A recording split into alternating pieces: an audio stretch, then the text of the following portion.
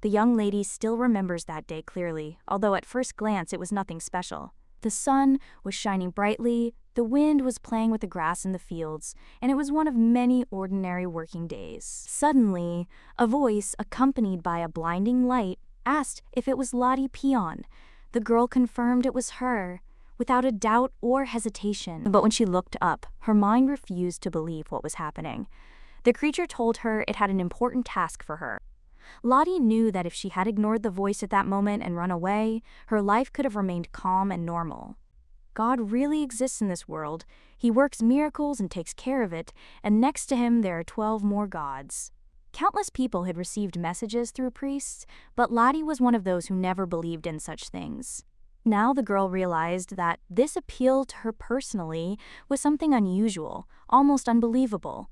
The creature told Lottie to prepare the elixir of immortality for the gods.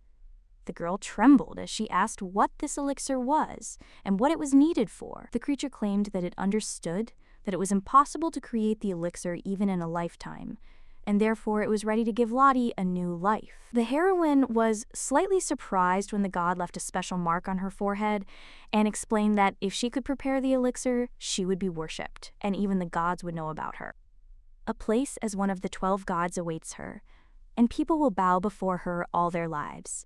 Lottie was surprised, but at the same time, she was confident in her heart that she had heard and understood his words. The new life meant complete immersion in the study of herbs and magic until the very eternal sleep, and even after it.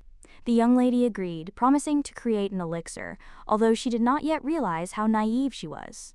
Thus began her new life, full of trials and discoveries. At first, she encountered difficulties because of one young man. At the same time, she studied herbal medicine for a long time, and thanks to her research, she achieved incredible success. Soon the young man passed away into eternal sleep, having lived less than a year in the body of a 3-year-old baby. It was only when Lottie grew up that she was able to recover her memories, realizing that much of what had happened then seemed random. She realized that knowledge of future mistakes and the age at which memories return, as well as the cycles of reincarnation, are random. Moreover, the girl was surprised to notice that with each new rebirth, herbal treatment regressed. She realized that in this life, it was necessary to create a cure for hair loss. In her first life, she became a goblin and screamed, cursing her fate. In her second life, traumatic learning still lagged behind her development, and in her fourth life, a dragon came to her and befriended her after a shared ritual. In her fifth life, she was born a long-lived mermaid, but she did not understand how to study herbalism underwater. Moreover, it turned out that her voice was not perfect. In her seventh life, she fell into an eternal sleep immediately after regaining her memories, when the Demon King destroyed everyone around her. In her eighth life, Lottie was born an elf, and realized that with proper care, she could live for 1,000 years. But just 10 years after the memories of her past life returned, she fell ill and again fell into eternal sleep, overcome by the elven disease. In her ninth life, she finally prepared an elixir that was imperfect, but good enough to offer to the gods. God said that this is not bad, but to rise to the level of a god, a perfect elixir is needed. Lottie was surprised, thinking that this was the most she could do. She asked to be allowed to choose her next life, but God said that this was impossible and would send her directly into the new cycle. The main character wondered what this meant and whether the portal led to the underworld, wondering if she would be able to cope with the one she was destined to meet. And now the girl remembers fragments of her past lives and realizes that she has been reborn again. She notices that the sky above her is the same as when she first encountered the god, and muses that the gods might be hiding behind the clouds. The young lady wonders if they will sit there, drinking the elixir she has prepared, and realizes that she may once again fall into eternal sleep. After these thoughts, she quickly starts to run, and one of the knights watches her rapid departure with interest. But the little girl only climbs the stairs and goes into one of the rooms, as if hiding from everyone.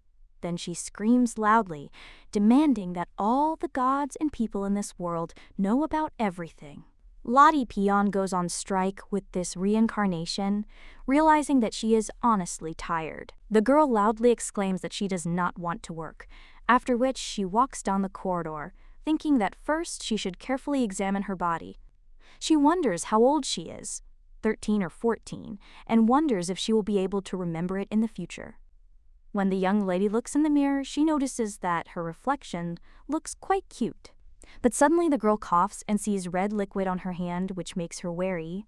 After examining the body, she is surprised why there is no pain anywhere and comes to the conclusion that it may be a lung disease. The girl realizes that this body has a limited lifespan and feels like a fish in water. She decides that this is not scary and that life can be extended in other ways, because it is only a matter of time. Furthermore, if she becomes an 8th level wizard, her life will be extended, but this requires mana. The girl believes that sword mastery will suffice. This may be due to spiritual kinship or divine power, but she has neither. At that moment, a knight bursts into the room and loudly addresses the princess, leaving the young lady in complete shock. The girl is shocked by what was said, not believing that she is being called a princess, and the man explains that he was looking for her.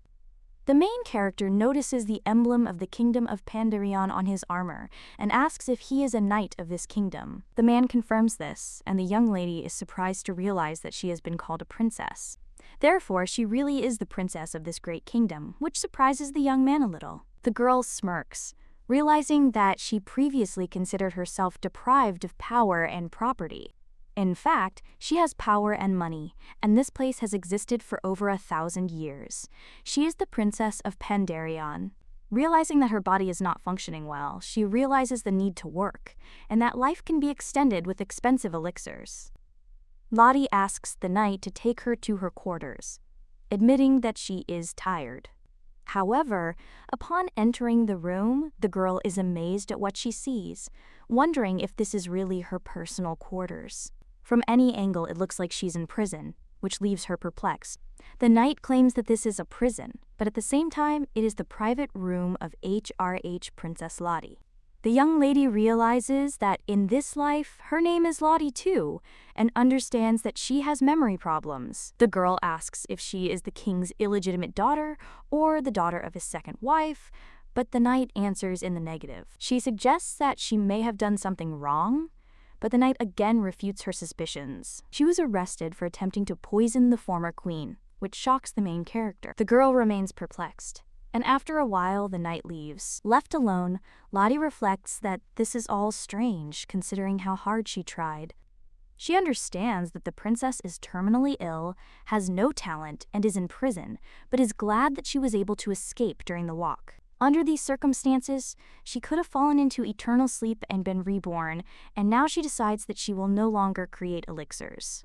After eternal sleep, inevitable karma awaits her, so she will have to look for another way out of the situation. The girl understands that she needs to clear her head first, and heads towards the bucket of water. But she discovers that there is no water there, sees spirits and wonders of her spirits have manifested too early.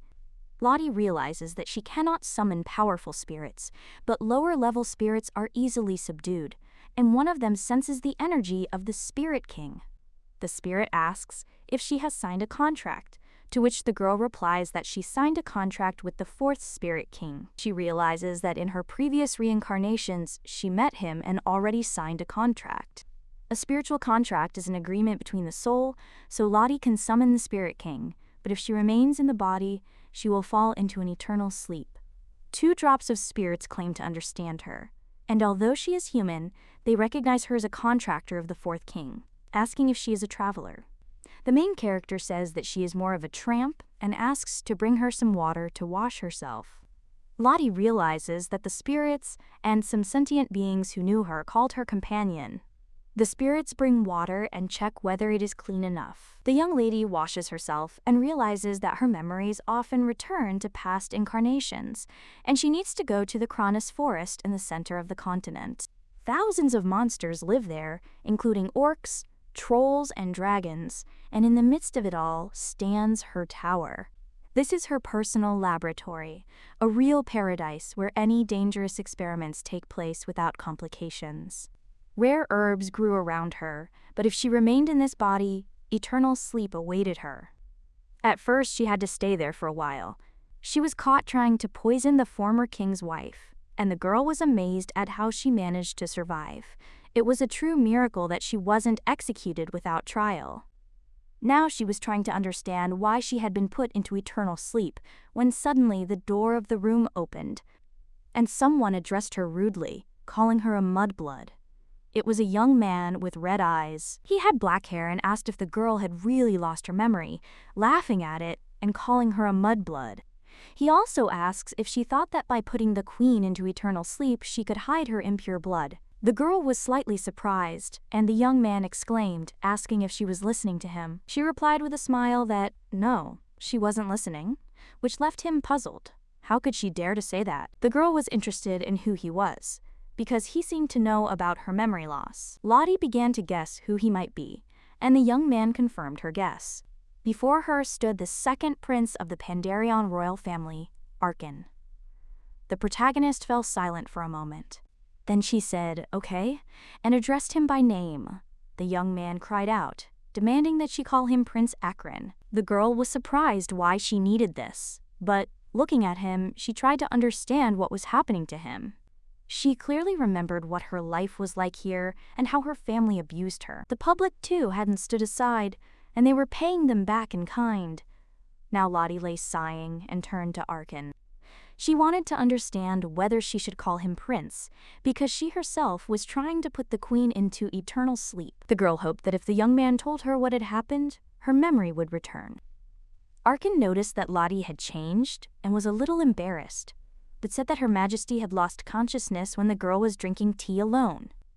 The inspector checked what was in the tea she served, and the maid showed how it was brewed.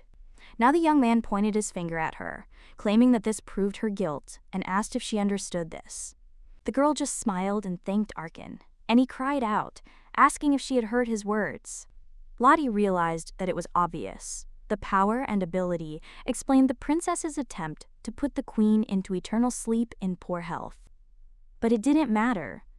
The accusations were false. The girl said she needed to go about her business. She said that she had a lot of work and it was time to leave, but the knight cried out for her to wait, but someone else was already approaching her. It turned out to be the prince, who stood in front of Lottie and exclaimed that the criminal would not get away so easily. He stated that she could not leave prison without permission. The knight added that the king had warned her that if she ran away again, eternal sleep awaited her. The young man confirmed this and demanded that the girl return. Lottie found his efforts sweet but futile and asked Arkin to calm down. She explained that she wanted to take a walk. It was a privilege of being a member of the royal Pandarion family. Both were surprised, and the girl stated that even if a member of the royal family commits a crime, he can go out with an escort and be in a certain area. One of the servants confirmed that the privilege existed, and the prince wondered why he had not known about it. The girl explained that they were usually accompanied by vassals or relatives, but she was no one. The young man was embarrassed, but still took her hand. He said it was no big deal. One of the servants asked His Majesty to wait. Suddenly, the young man stopped and cried out, surprised that he had become her companion, and the girl thought that it had just dawned on him. Lottie was surprised by the situation itself, but already understood that the privilege of being accompanied now worked in her favor. After some time, the king already shows curiosity, trying to understand what the young man wanted to say. The girl steps forward, and the young man notices that her father's gaze on her is different from the usual, ordinary parental attention. At this point, the man turns to Arkin, asking what he was thinking about when he brought the accused to them. The young man is very nervous, trying to find the words to explain himself to the great king. However, the main character stops him, asking him not to blame Prince Arkin since it was she who insisted on the meeting. The man asks if she really asked him, and the girl explains that she just wants to clear her name. The king reminds her that he heard about her memory loss and asks how she plans to prove her innocence. The main character thinks that the conversation between father and daughter should not have been like this, but the fact that he did not ignore her is encouraging. Suddenly the girl remembers something and realizes that communication with the king may not be easy. She realizes that she cannot afford to make mistakes, but while her life is in danger, she puts off the decision for later. The young lady declares she has one request. The boy asks, slightly apprehensively, what it is. The girl comes closer and says that it won't take long. If the king allows it, she wants to meet the former queen. She insists she can prove her innocence. The king counters that the former queen is in extremely poor condition. He is perplexed as to whether the girl really wants to go to her, and orders that the accused be immediately taken to prison. The main character merely insists that 1 hour will be enough to clear her name. The prince quietly asks if she has gone crazy, because the slightest mistake will lead to eternal sleep, but the girl reassures him. The king agrees, and the girl smiles, realizing that 1 hour may not be enough, but she will manage. However, the man clarifies that he is only giving her 30 minutes, and the young lady is shocked. She wonders if this is the will of the gods, and then heads towards the queen's room. There she sees the former queen in bed in a terrible state, realizing that her health is worse than she thought, her breathing barely perceptible. And it's not poison, it's not age. The woman ate something bad, tea leaves given to her by a girl. The tea was popular in the capital, and there was nothing special about it. The girl was sure there was no poison, but they tested her anyway. The servant reports that the results were received only 2 days ago. The girl asks if the other products the queen consumed were checked, and the man notes that she passed out after drinking tea. No poison was found in the tea or cup. The protagonist wonders what the cause could be, and whether she's missed something. Suddenly the girl remembers something and wonders, is this really true? After some time, 2 spirits confirm that the young lady was right. The tea is fine. She sighs with relief. She thanks them for their help and realizes that she is right, but the real problem lies elsewhere. At this point, they announce that time is up and ask if the princess has checked everything she wanted. The girl orders her to come in. The king and his 2 wards enter the room. The protagonist notices a smirk on the face of one of them. She wonders who it is, not suspecting that this man is neither a knight nor a servant. He sits down at the table and says the girl can begin. The young lady agrees, insisting the tea isn't the problem. The man objects that this is impossible because the water came from a spring, but the girl understands. She remembers that it is spring water, created by fairies, which gives strength to whoever drinks it. It is spring water that enhances the flavor of dishes and is used by members of the royal family, which raises the question of why only the empress suffered. The main character explains that she will clarify. The water is not for people with poor health, and the problem arose because of the combination with tea leaves. She understands that water does not go well with tea leaves, and the queen is one of the people with poor health in the palace. The man asks the girl if she wants to say that it is because of the spring water. The heroine confirms this. The king turns to the butler, asking if there is any tea left in the palace. He replies that yes, a new one was recently brought in. The king orders tea to be brewed with spring water. After some time, the tea is poured with hot water, and the girl realizes that she is ready to prove her innocence. For this, someone must try it, and one of the servants turns to His Majesty. He apologizes, explaining that it is difficult to prove the product mixing issue and it will take time. He thinks the princess herself should try the tea. The main character remains silent. She understands that, on the one hand, she is closest to the queen in terms of health. But on the other hand, the man is forcing her, and the girl is thinking whether to agree or refuse. The king claims that this is not necessary, and both men are surprised. The servant declares that he will try the tea himself, asking the king for permission. They can't even imagine how to treat it. The king, however, declares that no one can help but himself and decides to try it himself. He thinks the princess knows the secret to healing. The main character only smiles, barely concealing her smirk. She confirms his guess, and the man asks if Marquis Floyd's knowledge is sufficient for this. The Marquis confidently replies that this is quite sufficient, but his face betrays irritation. The young lady watches him. She wonders if she imagined the man looked angry.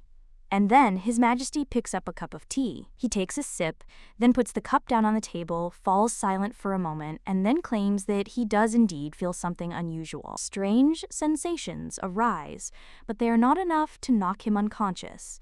The protagonist agrees with this, believing that this is indeed the case. The reason for this is the big difference in age and physical condition between His Majesty and the former queen, so the symptoms will be different, and in him, it will only manifest as a slight pain in the stomach. The man notices this and asks again about the queen, wondering if her grave condition is connected to her advanced age. The girl explains that this is not the reason at all, but rather the incorrect treatment method, since prescriptions have so far been based on poisoning. If the medicine is given to her, the patient's condition may only worsen, His Majesty understands. The king orders the chamberlain to conduct a second examination, ask the princess for the recipe for the correct medicine, and prepare it. The man confirms that this will be done, and the main character feels relieved. Finally, all charges are dropped. This means that she will return to a room with beautiful furniture, will eat delicious food, rest and play. And then they eat again and repeat the rest. The girl realizes that perhaps the king will want to reward her. She wonders what she might ask for when someone else addresses the princess. Looking up, she sees His Majesty asking a question. The little girl is surprised when he managed to come, but decides to listen to him carefully, and the man asks who gave her such knowledge. Could it really have been her? The young woman thinks the same thing, and the man asks again if she acquired the knowledge on her own. The girl confirms that she studied on her own. The man closes his eyes and sighs. He notes that the little girl must be tired and decides to leave. A little later, the young lady arrives at His Majesty's palace. Looking at the building, she thinks, it is a palace, but it looks strong and reliable. Looking around the garden, the girl wonders why it is in such a deplorable state. Once inside, she realizes that the furniture could break at any moment. This is both gratifying and alarming. It gives the impression of a well-designed dollhouse. A servant leads her to the princess's room. The young lady notices that the room, although small, is very cozy, especially compared to her prison cell. She turns to the servant with a question and an apology, wondering how many people will be looking after her. The young man replies that he knows only about one maid. At that moment, footsteps are heard, and the main character turns around, trying to understand who it is. A maid appears before her with tears in her eyes, addressing the princess. The servant announces that she is the princess's personal maid and asks permission to take her leave. The maid admits through tears that she always believed in her mistress's abilities, although no one believed in her. The young lady wonders if this is her personal maid and tries to reassure her. She expresses joy at her mistress's return and explains how worried she was when asking Miss Lottie about her silence today. The maid is usually a man of few words, but today her behavior is especially strange, which surprises the main character. The girl asks herself if they have become closer in this life, feeling an incomprehensible connection. The young lady understands that she must remember her past life, but her head is empty. She claims that she has truly lost her memory and remembers absolutely nothing, while realizing that this is her chance to find out everything. The maid is horrified and asks if the mistress has really lost her memory, after which everyone starts crying, wondering if this is all because of her. The reason turns out to be that she failed to deliver the medicine that needed to be taken daily on time. The girl falls to the floor, apologizing and admitting that she should have taken care of it.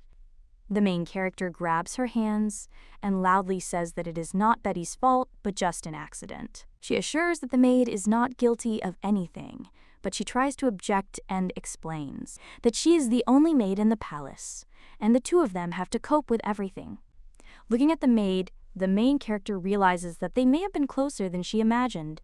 Before, she thought lightly that memory loss would not affect anyone, but now she just hugs Betty, feeling guilty. She apologizes for the fright, repeating once again that none of this was the maid's fault, and offers to help restore Betty's memories if she calms down. After all, Betty is the only one she can trust, and the maid smiles sincerely. She promises to help the lady and tells her story, explaining in general terms that the young lady is 15 years old and Betty is the same age. The crown prince stands over them. Crown Princess Akron is lower in status, and from the story it becomes clear that there is a struggle for the throne between them, because both are the same age and exceptionally talented. Akron is a little inferior to them in some qualities, and it turns out that this child is much more capable than she thought. Now the young lady wonders why everyone hates her, since she has no special merits. The maid explains that the mistress is actually His Majesty's child. The main character is shocked, because she heard that she is not illegitimate. The maid clarifies that officially the lady is the daughter of His Majesty, who brought her to the palace 10 years ago and declared her his daughter. Her Majesty accepted her as her own child, and now the main character thinks that all is lost. It seems like everything is ruined, and if Betty knows it, then now absolutely everyone knows it. The young lady remembers the king asking if she knew anything about the girl, and realizes that he probably meant her real mother. Now it becomes clear to her why the queen and others hate her, but she still does not understand why the king adopted her. Betty, meanwhile, tells Miss Lottie that this is not the most important thing now, and the young lady is only interested in what else could surprise her more. The maid adds that they have almost no food left, so all they can do is endure hunger. The main character is shocked by this reality, and Betty clarifies that there are some sprouted potatoes left and asks if she should cook them for dinner. The young lady says she doesn't want to, and suggests that the maid take a rest while she tries to find some food. Betty refuses, saying that if she asks to work in another palace, they will have money, but the main character believes that this is not necessary. At that moment, someone bursts into the room, and turning around, the young lady sees the prince there. The young man is simply surprised why it is so dirty, and the main character thinks that he should at least feel a little sorry for them. A little while later, they are already sitting at a luxurious table and eating. The maid says it's incredibly delicious, and the heroine agrees. Meanwhile, the prince asks if there are no cooks in the palace, and are they starving? The maid tells the master no, and they're not starving, they've simply not eaten for several days. The young man then insists that this is what constitutes starvation. The main character asks why Arkin came. The young man then looks away and says it just happened, and he was worried. Lottie asks if everything is really like this, and the young man, embarrassed, cries out that everything is wrong and he wasn't worried after all. The main character wonders if this is true and claims that she was worried about him, after which the young man is surprised and asks if this is true and also if she was worried. The girl replies that she had to leave quickly, so they didn't even talk, and she was afraid the king would punish the boy. The young man then asserts that she's in no position to worry about him so much. And the main character just thinks how cute he is, but then the main character notices that something's strange. And looking closer at the young man's hand, he realizes that there is a fresh burn mark there. That same evening, the young lady thinks about what she saw today and understands that if the young man were at least a little older, she would not have been so worried. And, frankly, she was always aloof because she drew boundaries between family and friends. Because this was the only way I could fully immerse myself in science, but small children are excluded and they are the only ones who desperately need help. Therefore, she will help him, and the girl also thinks that the main thing is for her not to fall into eternal sleep. At this moment, someone turns to Miss Lottie and tells her that it is time for her to get ready. Lottie says that yes, and they need to get ready, and the maid asks where they are going. The main character claims she'll need to clean. A short time later, the girl is completely exhausted. He claims that they have finally arrived and thinks that she almost went crazy on the way. The maid then asks if this is really the prince's palace, and the girl replies that she will need to do something there. At that moment, someone turns to Princess Lottie and apologizes for meeting her so late.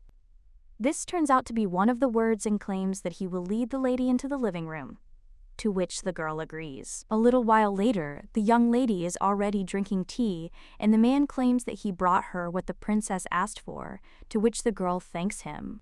The servant hands over a list of servants, maids, and other staff, as well as everyone who works in Her Majesty's palace. The main character realizes that there are many oddities in her palace, and, firstly, there are actually many rooms in the palace, but only a few are used. The dining room is off limits, and the other open rooms are completely bare of furniture.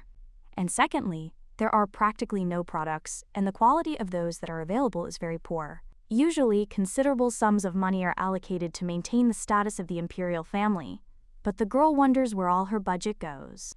The main character examines the scroll with the workers, then hands it to Betty and tells her to take it. The girl then thanks the servant and also states that she would like to personally thank the prince. However, the man claims that, unfortunately, he is currently having his morning lesson. The main character asks what kind of lesson it is, and the man replies that it is world history. The young lady understands that it is not surprising that a teacher was invited for the young prince, but something is not right there, and the girl then asks if she can attend this lesson. Well, the man replies that, unfortunately, he is afraid it will be difficult to do, and also the Viscount does not like guests in his lessons, after which the young lady says that this is understandable and nothing can be done. The girl also asks if she could get some more food, because she will return everything when she gets money for next month. The man insists that everything is fine and they live to help others, after which he asks if the princess is looking for anything specific.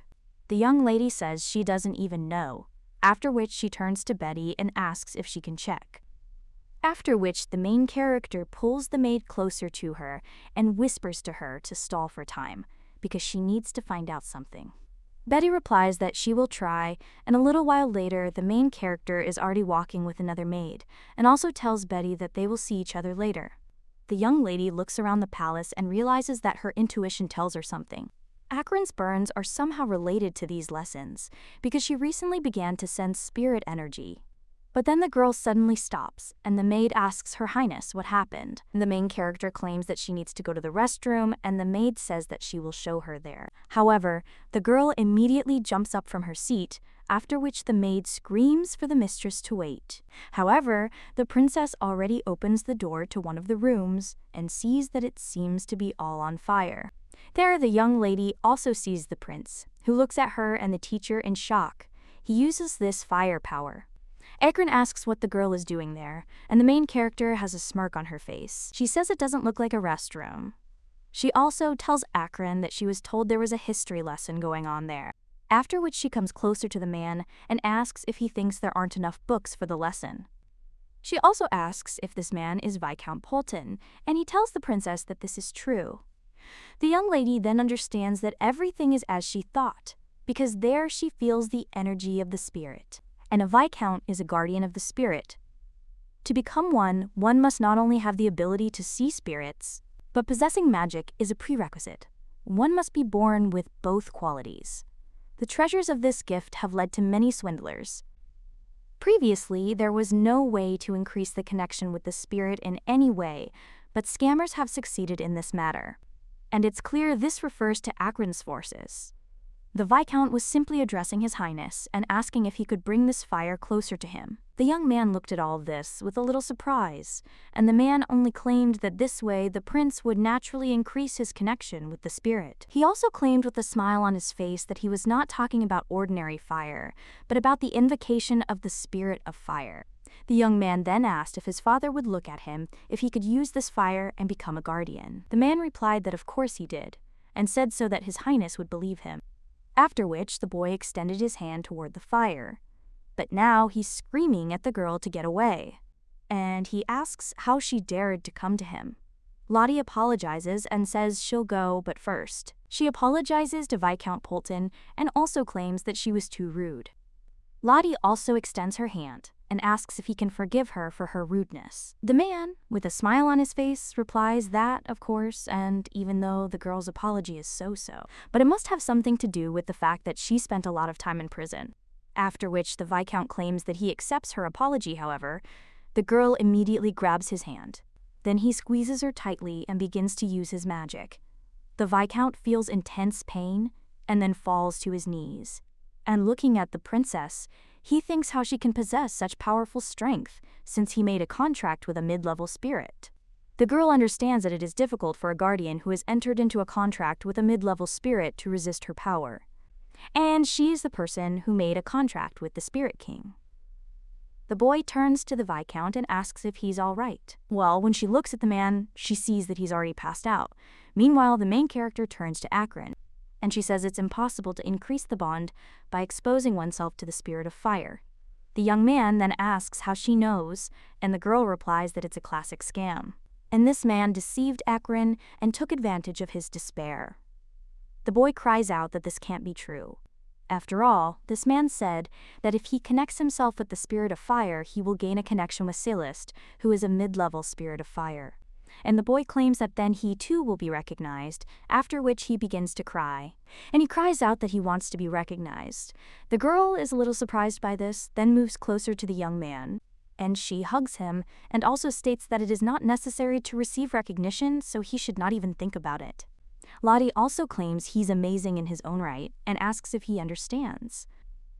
The young woman understands that there's no need to follow a path that doesn't suit you and that you can find another way. That road that will be fun and interesting. But now, drops of red liquid are dripping onto the floor, after which the main character realizes in shock that this red liquid is coming out of her nose. Then the girl faints. The young man is very surprised and cries out the girl's name. A little while later, the main character opens her eyes and sees Betty. The maid asks if her mistress has finally opened her eyes. And he also wonders if Lottie even understands how worried she was because the lady suddenly fell. And she didn't regain consciousness for 2 days. The main character then, shocked, asks if she really slept for 2 days, and also realizes that she lost consciousness after only a slight effort. The girl also notices that this room is too luxurious, and she has not been there before, after which she asks where they are. Well, then someone claims this is his room. The young lady then sees the prince. She then turns to the maid and asks if she'll step out for a minute. Betty replies that she will, and she'll take care of business. The main character turns to Akron and asks if he's okay. He replies that he is, and the girl asks what happened to the Viscount. The prince replies that he was fired. Lottie argues that he deserves public punishment, and he wondered if the prince was going to tell his majesty about this. However, the young man insisted that he would. If he tells his majesty about this, he will look like a real fool, and his brother and sister will not communicate with him, so everyone will be irritated when they find out he's been deceived. The main character then watches silently as the young man cries. Then she turns to him and points to the bed, inviting him to sit down. The guy does so, and the main character comes a little closer to him and claims that he did nothing wrong. And people can make mistakes, and little children do it even more often, and it's not their fault. After all, the boy was trying to find an answer. The young man then says that he is so lonely, and the girl replies that everything is fine because she will be next to him. In her thoughts, the young lady adds that she will worry about him and also praise him, and sometimes she will hug him like this. The young man realizes at this time that he has never felt such warmth, and he was just angry, after which the guy apologizes for laughing at the mudblood, and the girl claims that he is just a baby, so there is nothing to worry about, and then the young man asks, "What is she talking about? He's 10 years old." The main character then looks a little surprised and asks if he's really 10 years old. And after that, the guy just gets angry and screams at her to stay there until she gets stronger. Then the young man leaves the room, and the main character realizes that he looks much younger. Well, he wonders if it's just outside. At that moment, someone knocks on the door, and the princess tells him to come in. It turns out it's the servant who said the master was having history lessons. The young lady then asks why he lied to her. The man apologizes and claims he'll accept any punishment. The girl insists she'll ask the question differently, and he wonders why he didn't tell his majesty, and Akron of course crossed the line, but it was necessary to inform the king about this. The servant then asserts that, in fact, he asked for an audience with his majesty many times but was always refused. The young lady then asks if he could not notify the queen or her maid, but he does not answer that Her Majesty was traveling through the provinces, and the maid was plunged into a crippled sleep. The girl understands that the relationship in this family is very bad, after which she says that nothing can be done, and she claims that she will tell the king about everything, and will not allow Akron to be punished. The servant then looks at the princess with a little surprise, and then bows and thanks her. The main character says that it's okay, but asks him to raise his head, after which the servant does so. A little while later, the girl turns to the maid and sees that she is a little worried, and also asks what happened. The girl replies that someone has come to see the mistress, and the young lady thinks who could need her, after which she tells the guest to come in. Then someone greets Her Highness, and the main character wonders who this person is. The man at this time claims that Her Majesty wishes to see the princess, and the girl wonders if she can't even rest. A short time later, they arrive at Her Majesty's palace, and the man claims that the queen is walking in the garden, and the young lady wonders if she should go there then. The butler claims that the lady must first visit several places, and the young lady wonders where she's supposed to go. A little while later, the girl finds herself in the bathroom, and she wonders what this is and why they're treating her like this. One of the maids, he asks the princess if the water is warm enough, and the other one says she will bring her something to drink. A little while later, the girl is also dressed and asked which accessory she prefers. The young lady realizes that even if she sells just one of these expensive items, she will not have to go hungry for months. Well, now she's wondering why they're doing this, and whether they really gave the dress as a sign of hospitality. One of the maids claims that it is Her Majesty's order to give the dress and jewelry to Princess Lottie as an apology. The main character then thinks that these maids are also victims and remembers how the guy claimed there were maids who testified against Lottie. Now the young lady just gets up and says that after meeting with Her Majesty, she will make a decision. A short time later, the girl is already out in the garden. The queen is talking to someone and insists that the Baryotras are rebelling in recent days, so they should increase their wages. The maid, who is near the main character, addresses Her Highness and claims that Princess Lottie has arrived. One of the servants at this time bows and states that a guest has come to see Her Majesty, so he leaves her, and the woman says that it is good. Then he turns to the young lady and tells her to come over to him. The protagonist looks at the woman, and she realizes that she learned from Betty how the current king ascended to the throne so that His Majesty would have a solid foundation. She abdicated the throne, and the girl wonders if such a man cares about a helpless girl like her. At this point, the woman says that they have said hello, and now they can sit down. Well, then the main character feels someone's gaze on her, and understands that it is, of course, the maid, and that the situation could repeat itself. But how openly she expresses it is why now the young lady turns to Her Majesty and asks her for forgiveness.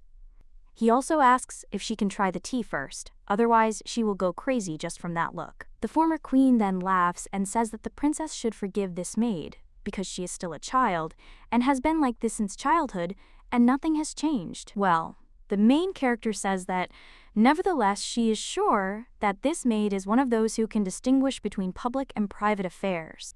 After which the woman says, "Yes, of course." The maid then bows and apologizes. And he also claims that they had no evidence, but they continued to suspect Her Highness. The Empress then sips her tea, and the young lady is silent for a moment, after which she declares that she forgives them. And of course, she should have been very skeptical about this, but instead, let them continue to serve Her Majesty diligently. The maid then replied that yes, she too would follow Princess Lottie's words. The Empress then claims that the girl forgave more easily than she thought, and that the young lady could have been more indignant. The girl replies that if she were really angry, Her Majesty would immediately end their conversation. Lottie understands that she shouldn't forget that she's only a child, and even the king has said so, even though children are more reserved. As for her, she can't be sure, but she certainly can't play with fire, and the young lady asks if Her Majesty is interested in anything else. The woman claims that the girl refused the gift and asks if there's anything else she wants. Yulia understands that she refused a gift after which no one will remember her for a long time. I now assert that she would like to enjoy tea with Her Majesty. The young lady also realizes that she needs to demand something that can create a connection between them.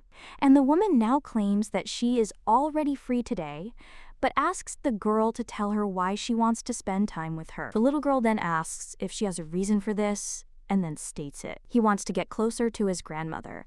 The woman starts laughing at him after this and says it's amazing.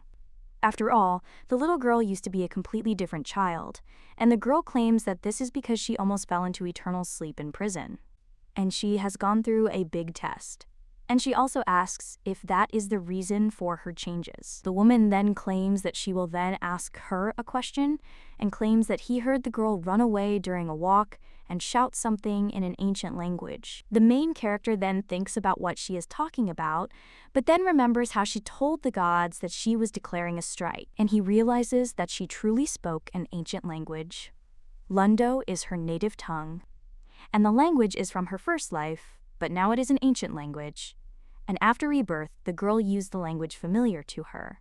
And now the young lady says that this is how it all happened. The Empress asks if this is an ability that arose on the brink of life, or she's just reliving her old memories. And the woman claims she's too busy for tea, but will give her this in return. After which he hands over his bracelet and says that they will see what the girl is really capable of.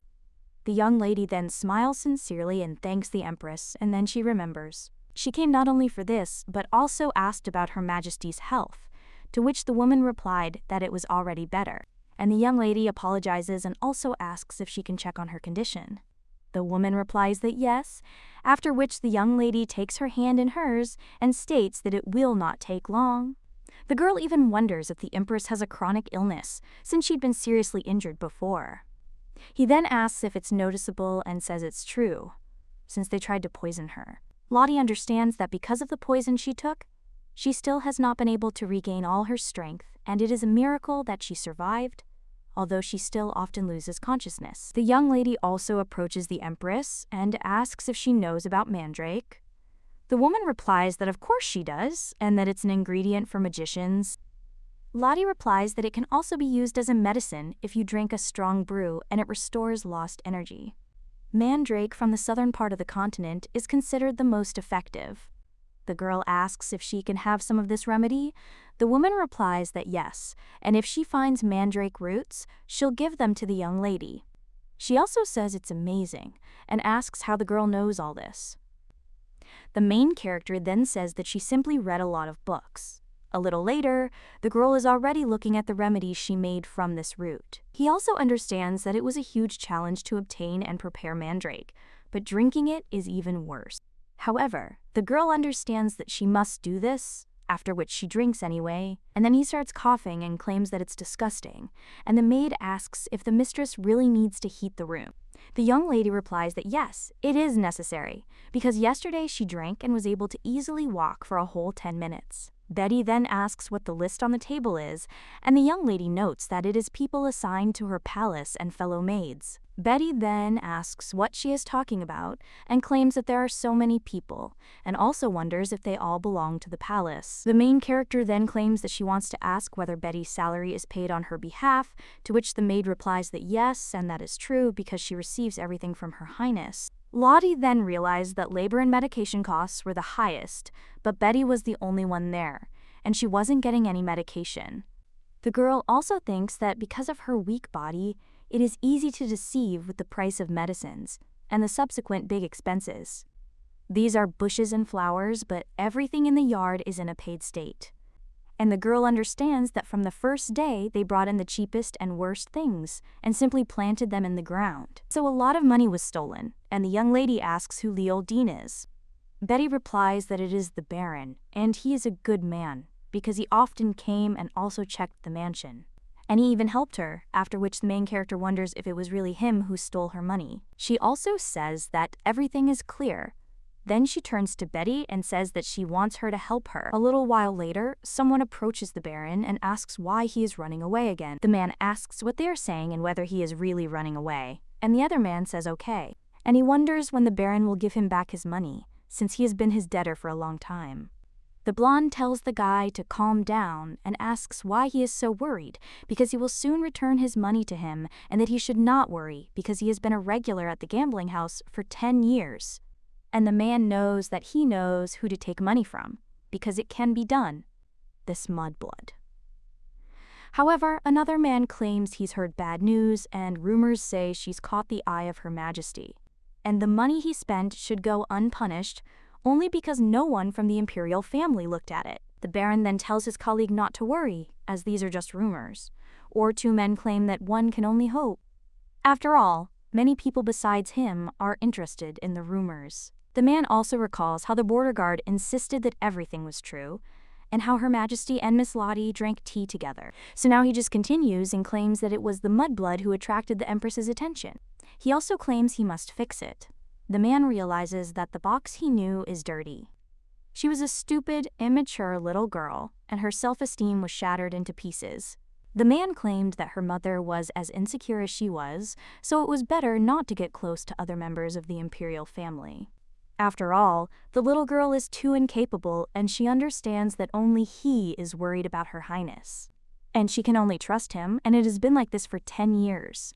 So the man thinks that he cannot lose his life, but then he tries to calm himself down and thinks that everything will be fine. This man will never abandon him. A short time later, he comes to the young lady's mansion, and the main character greets him. The Baron only smiles and says that they haven't seen each other in a long time, Her Highness, and he must also introduce himself again, after which he claims that his name is Leold Dean. He is also responsible for Her Highness's palace. The girl then looks at its decoration, and she thinks that it's kind of strange, after which she says that she's glad to meet you, and her name is Lottie Pandarion. The girl also asks if she can introduce herself like that, and the man replies that she can too. He also understands that even if memory is lost, then of course the person does not change. After which he claims that he heard about the unpleasant incident and had to find her. The man also says that he was late because his grandmother went to God, but he thinks that she actually passed away 3 years ago. The young lady then, a little surprised, says that it's okay, and if only she knew. She should have been more concerned, and the girl apologizes. The man thinks that's great, And didn't the young lady become more obedient? But then the girl turns to the Baron, and she claims that she wants to ask why the palace is managed so poorly because she heard from another servant. That money doesn't come in every month, and the man is then shocked and thinks, what the hell is this? And what did the girl say? He claims it was all done for Her Highness, and that the young lady is interested in the summer for her. The Baron claims that most of the money goes towards her medications, and that she didn't order the yard's landscaping to be replaced. He even hands over an expense report and tells the young lady to take a look. The man understands that he treated him a little, but the young lady could not notice it. The girl then watches this and says that it is all her fault and she is very sorry to the Baron, and the man insists that everything is fine. He also thinks what a fool she is, because no matter how you look at it, it's clear that she will have to go hungry a lot. However, then the man turns his gaze to the chest of drawers and sees Her Majesty's jewelry there. He is shocked to realize that this is the entire bracelet that Her Majesty has been wearing since her youth.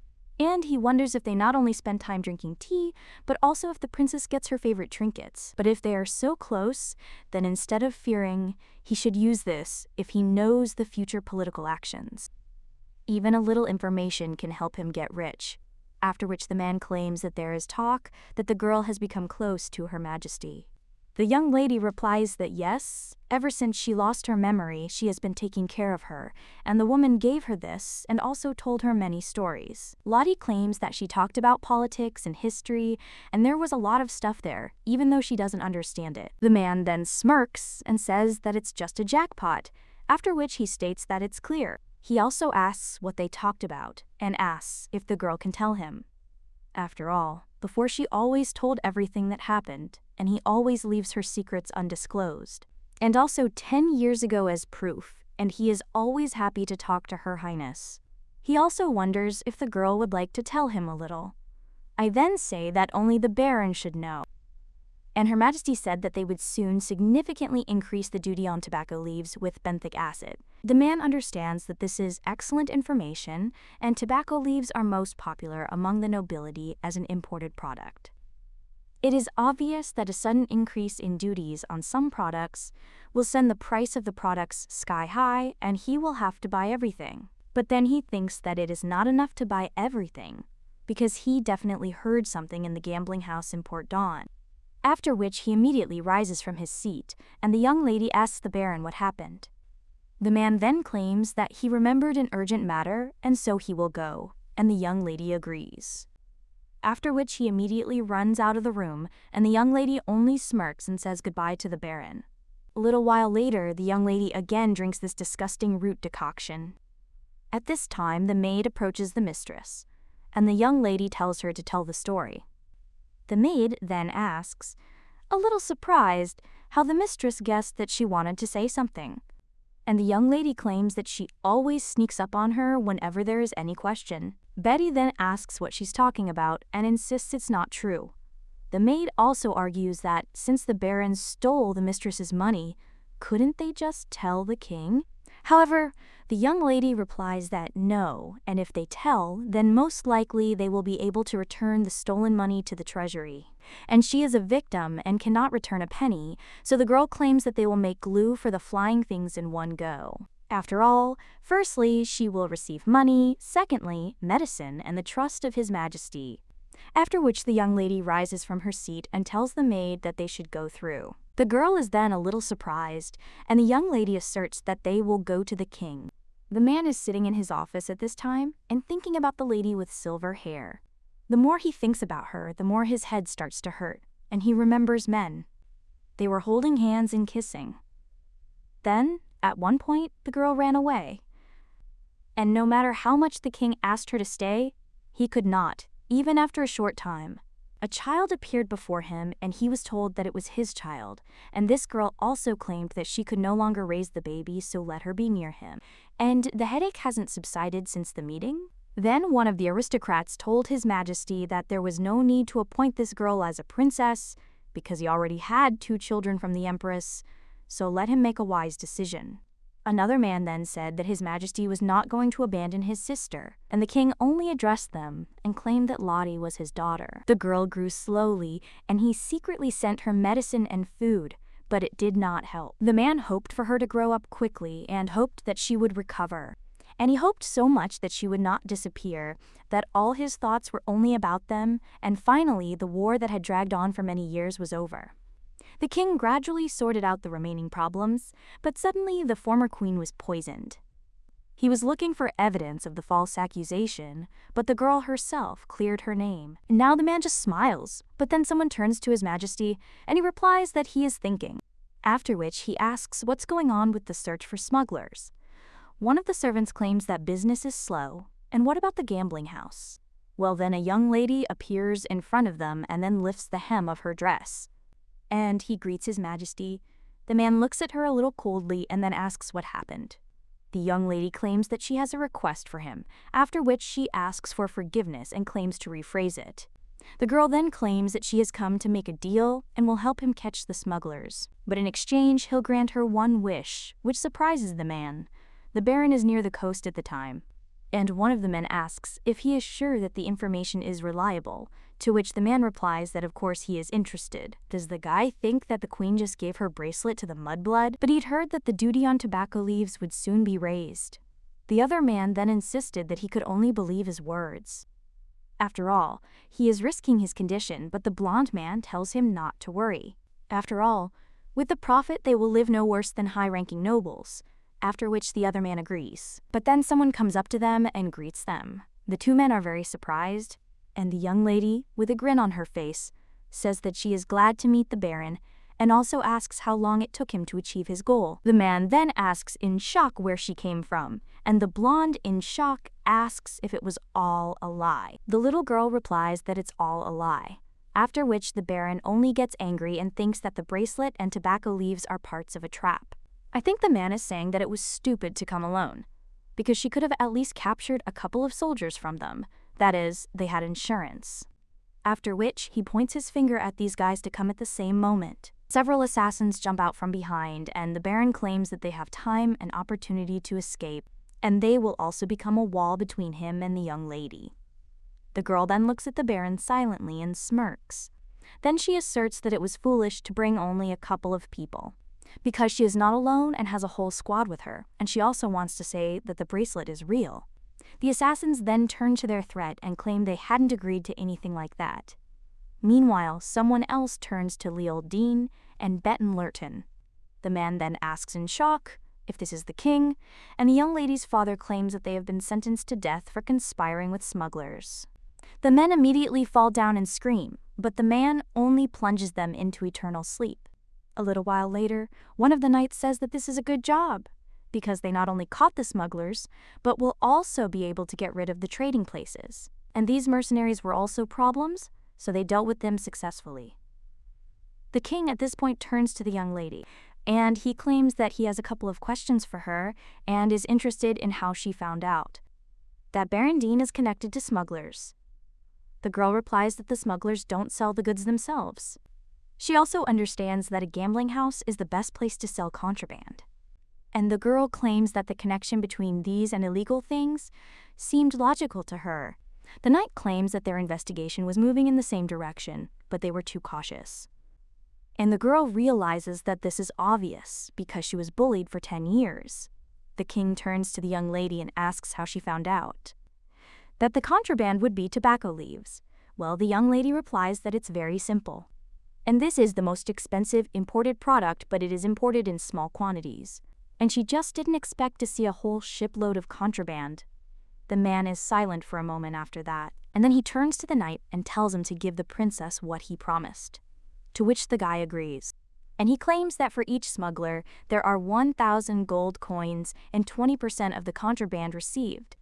The main character, looking at all this, thinks that it is wonderful, but understands that this is not the end. The knight at this time turns to her and claims that they searched Baron Dean's house and found a family heirloom. He also claims that if they understood correctly, these are seeds. The young lady notes that, yes, that's true. The girl also realizes that on the day they met, she noticed a brooch with an engraved star flower, but this flower no longer grows within human reach. Unlike his ancestors, the Baron did not know its value, and, probably for this reason, the flower was on the family coat of arms, but consequently, the seeds were preserved as a family heirloom. And the girl understands that a simple person cannot grow a star flower, but neither can she, and the young lady is confident of her success. Meanwhile, the emperor turns to the princess, and he claims that he listens to her desires and the girl can ask for whatever she wants, because he will fulfill any of her requests. After which the main character asks him to talk to Akron. The man is a little surprised and asks, does she want him to talk to Akron? He also claims that he receives daily messages about the guy's condition, so there is no need for this.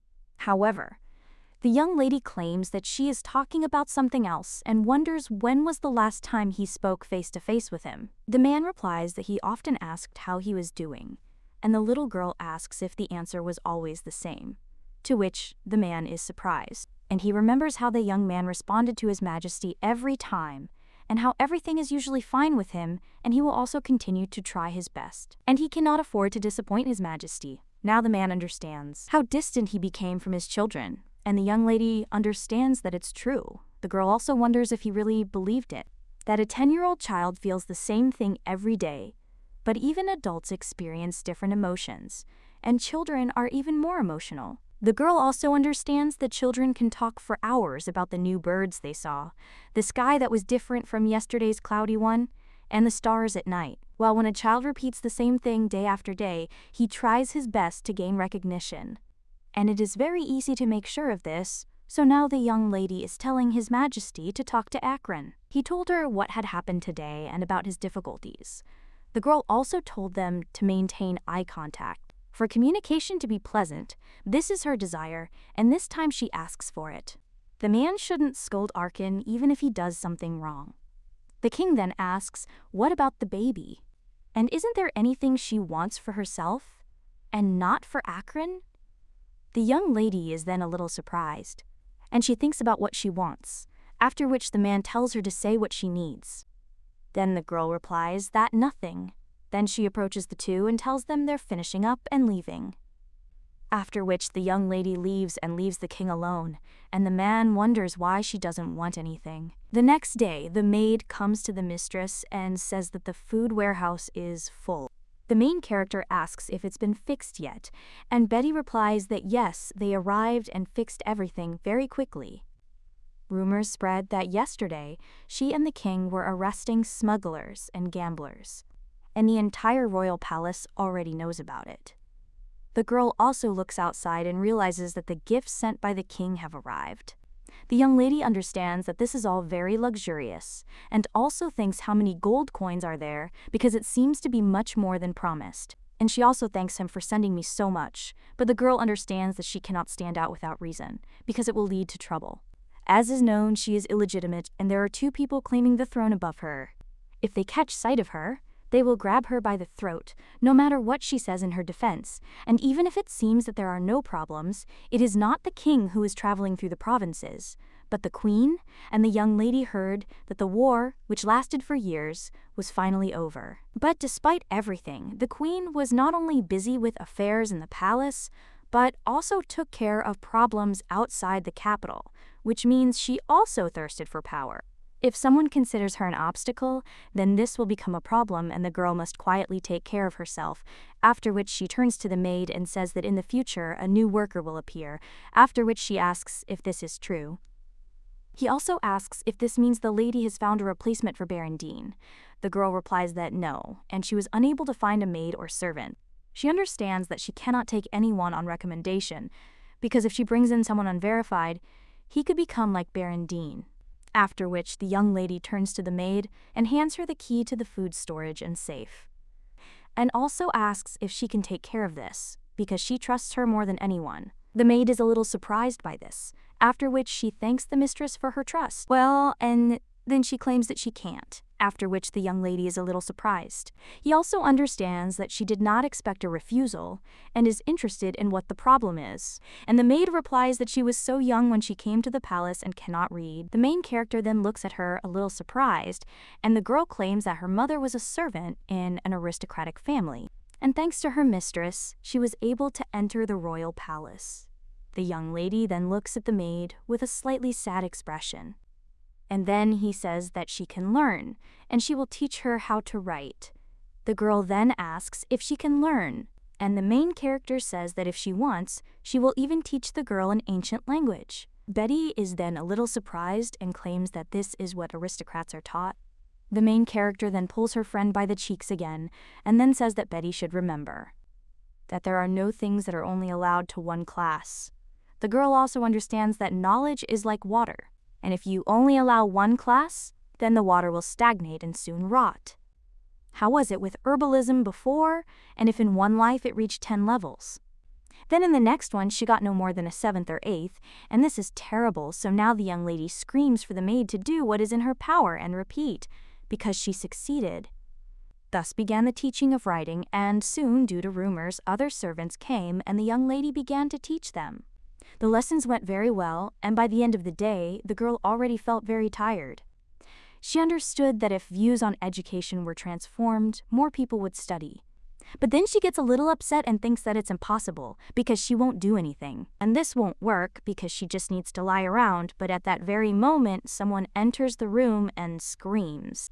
The young man then says something that begins with T, but cannot say anything beyond that letter. And the main character asks if he really needs the restroom, and the young man then screams that it's not that. He also claims that His Majesty asked him for a meeting.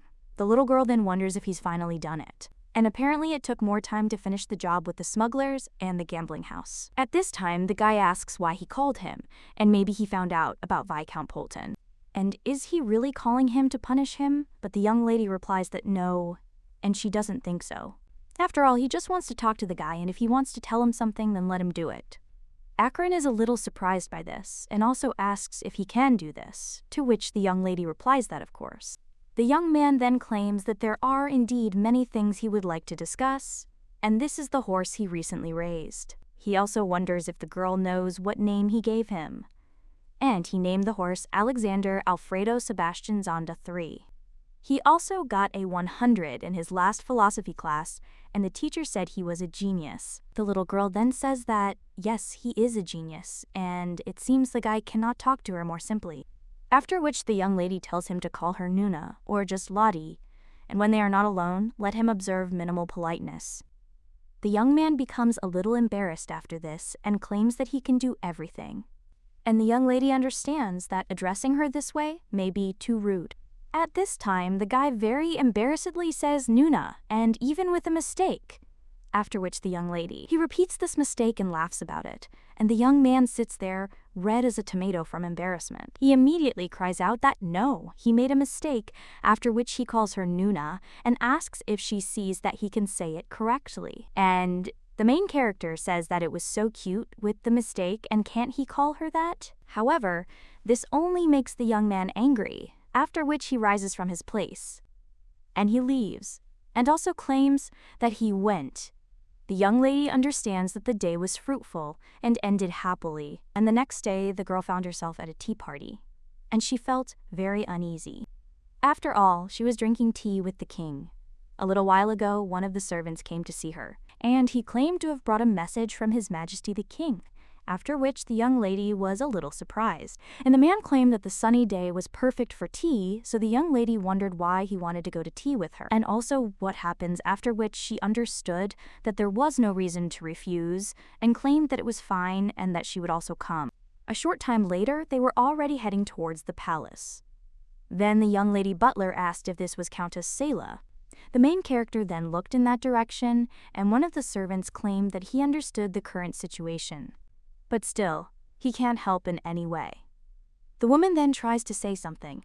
At this time, the young lady turns to the butler, asking if they know each other, and the man replies that yes, this girl has worked as a servant in the royal palace since childhood. Lottie understands that, of course, almost all the servants and maids belonged to the royal palace, but some of them got married upon reaching adulthood, and the main character realizes that Lady Selah is one of them. The butler claims she must be in the palace on business, and he heard that several years ago the Count of Sale had fallen into a crippling sleep after long years of decay. And besides, but then the man apologizes and claims that with age he has become too talkative, but the main character says that there is no need to apologize. The butler then claims that Leanna is also taking it hard.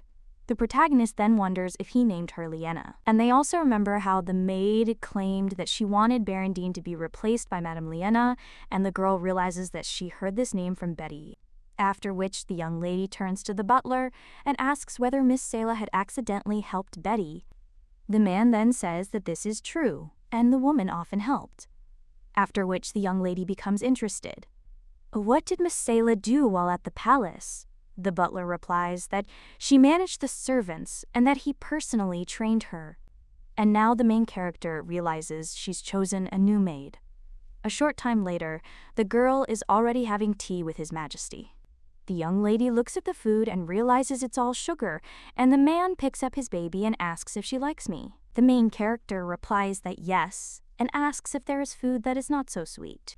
The king then says that he prepared all this because children her age love sweets. The main character then thinks that it all seems so painful, and even with a fork and knife, the man then claims that he will immediately order something else to be prepared, but the young lady says that it is not necessary, and she will eat it, and also think that she should accept his efforts and can forgive this once or twice. The man insists that next time he will prepare something she likes. And the young lady wonders if he said it next time and whether she heard it correctly. After which, the girl puts down her fork and turns to the king and also states what she wants to ask. Why did he invite her? The man then turns to the princess and asks if she didn't say that communication was necessary. The young lady is then a little surprised and says that if she hadn't answered, she meant Akron and not herself. The king then says that she is also his child, after which the young lady is silent for a while, and the man claims that he knows that he did not pay attention to her, and also knows that he was too indifferent. So he wants to apologize and is now asking her for forgiveness.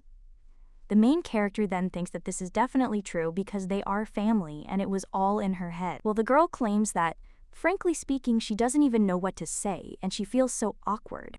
The man claims that he didn't think he would get a farewell right away, but he is interested.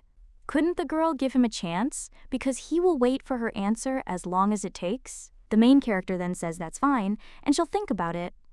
The young lady realizes that parental indifference is not uncommon. The same applies to cruelty.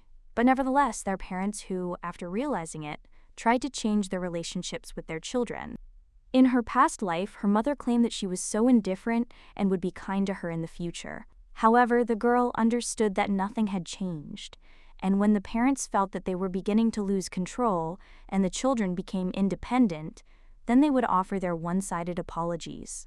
Of course, there were those who did not apologize until the very end. And she gave the king a chance because neither of her parents apologized to her. The young lady also remembers the face he made when he asked if she could give him a chance. And she realizes she needs to go back, so she needs to stop thinking about it. The girl also realizes she feels like she's forgotten something, but then the young lady remembers she'd forgotten all about Miss Sale. The girl sighs and says she was rejected after all, but at that very moment she hears someone calling to her, and when she turns around, she sees the princess. At this time, the main character asks her to wait because she wants to talk. The woman then, in shock, asks if this is really a princess and also asks if she is okay. The girl realizes that this woman's touch seems so familiar, and she wonders if she knows her. The girl replies that, of course, and that the girl is, after all, the second princess of Lottie Pandarian, and Betty serves her. The woman also claims that she often brought her food, but the girl must not remember, as she was only a child. The main character says that this is how she understands that maybe she shouldn't pay attention to this, but she wants to check. After which he claims that she lost her memory due to illness, and the woman speaks in shock. That it is terrible, after which he puts his hands on the shoulders of the young lady and asks if her highness is in any pain now. And, of course, she's in poor health, but the protagonist realizes that her even tone of voice, used to supporting others, is a weapon, and she overreacts to pain, and that faint scent emanating from Selah. The main character then says she's fine, and it was just a minor accident. And the woman then says, isn't memory loss a serious accident? After all, she should be more careful. The woman is also a little surprised and claims that she seems to have said too much, after which she apologizes. And she also tells Her Highness that she must go because she is expecting a child. Lottie sees bags under her eyes from lack of sleep, and her bitten lips, as well as her eyes, which had long since lost their sparkle, so that, undoubtedly, even the loss of her memory had not erased the imprint of Miss Sayla on her. Now the main character turns to the miss and asks how sick the child is. The woman then asks what it was she was wondering who told her, and the young lady understands that it was easy to understand. After all, a woman is so sensitive to words about pain, and the scent of medicinal herbs seems to envelop her body. But something else gave her confidence. Her eyes filled with self-loathing. That's why the young lady now claims that everyone gets tired of constantly caring for someone else. The girl also understands that it is not easy to always be a seriously ill person without having the opportunity to heal him. Well, you need to keep moving forward even if you don't see the end, and the bright smile disappears from your face and the energy leaves the body, and the one who was already caring becomes a real patient. For anyone, this is a very difficult test, and the accompanying feeling of guilt that nothing can be done. The woman just starts to cry at this point, and the main character takes her hands and says that Miss Snee did an excellent job, and she deserves credit for going this far. But then the woman asks, isn't she a terrible mother? And how can she call herself a mother after everything that happened? However, the main character claims that she does not think so, and she did everything in her power. Then the young lady watches the woman cry, and a little while later asks what he is sick with. The woman replies that he has Roman fever, and the young lady understands that they say this fever originated in the region of Rome on another continent. Local residents suffered from it as if it were a common cold, but in other regions it became a serious problem, and the bodies of the sick were completely covered in red spots and suffered from fever until they fell into eternal sleep. The most terrible thing was that they got better and then worse, literally sucking the life out of a person. Then the two sit down on a bench, and the woman claims that no matter how expensive the medications were, it only got better for a short time, but then the condition was even worse than before. Having no money for medicine and doctors, the countess first fired all the servants, then sold the jewelry, paintings, and furniture, and then the mansion. The woman also claims that she even sold her engagement ring, but there is not enough money. She also tried to get a job as a governess, but was rejected due to fears of infection. She also says that it's a long story, but the girl listened to her, so she feels a little relieved. The main character then asks if she can see the child, and the woman doesn't understand why. Lottie replies that she's recently become interested in trauma and has already learned a lot from her teacher. She also understands that only a small part of this is a lie. And the woman thanks her, but claims that it won't help, because she was able to call the most famous doctor in the empire. But he claimed that unfortunately, even Mrs. Carbone could not cure him. Carbone is the goddess of herbalism who lived hundreds of years ago, and if they talk about her, it means the patient will definitely fall into eternal sleep. But the main character is now surprised and wonders if they are really talking about her in a past life. A little while later, the woman claims that it is incredible and approaches her son with shaking hands. He also claims his complexion has improved significantly. The boy lying on the bed is named Raven Sayla. The young lady at this time claims that as soon as the water boils, you need to let it cool, and then wipe your body with this water twice a day. And within a week, the fever should disappear. The woman then claims that she is immensely grateful to the mistress and doesn't even know how to repay her favor. Well, she still asks Her Highness what kind of medicine she has prepared. Because she has tried all possible herbs, however, this is the first time she sees that the decoction works. The main character thinks that this is not surprising, because this is a decoction made from a star flower that she carefully grew. Every day she placed the seeds under the starlight, and the Undines watered them with their water, and so they finally sprouted. But she had no other choice, because the usual treatment was not suitable, and the child's condition was critical. Now the young lady is a little downcast and thinks that it's okay because she still has a few seeds left. A woman in a video asks a young lady if everything is okay with her, and the main character replies that everything is fine. Hey, let her not pay attention. The girl also claims that the countess said that they did not know how to repay her. The woman replies that this is true, and if Her Highness wants something, then let him tell her. After which the main character takes the woman by the hand and asks if she would like to become her maid. The woman then looks a little puzzled, and the main character wonders if she will be rejected again. The maid then thanks her for curing her son, but insists she can't become Her Highness's maid. Lottie asks why, and the woman replies that she feels awkward, but she'll be honest. And she claims that Raven's great-grandfather, who is Viscount Byron, is trying to take him away from her. The main character asks if he really wants to take the child away, and the woman replies that yes. And he wants to become the boy's guardian, but the truth is that he hopes to plunge the boy into eternal sleep in order to get the title. And although she continues to refuse him, the man pressures her, citing Raven's illness, and he even talked about marriage. The main character then says that she heard the woman, but still doesn't understand. And if she becomes a maid, then at least she'll earn some money.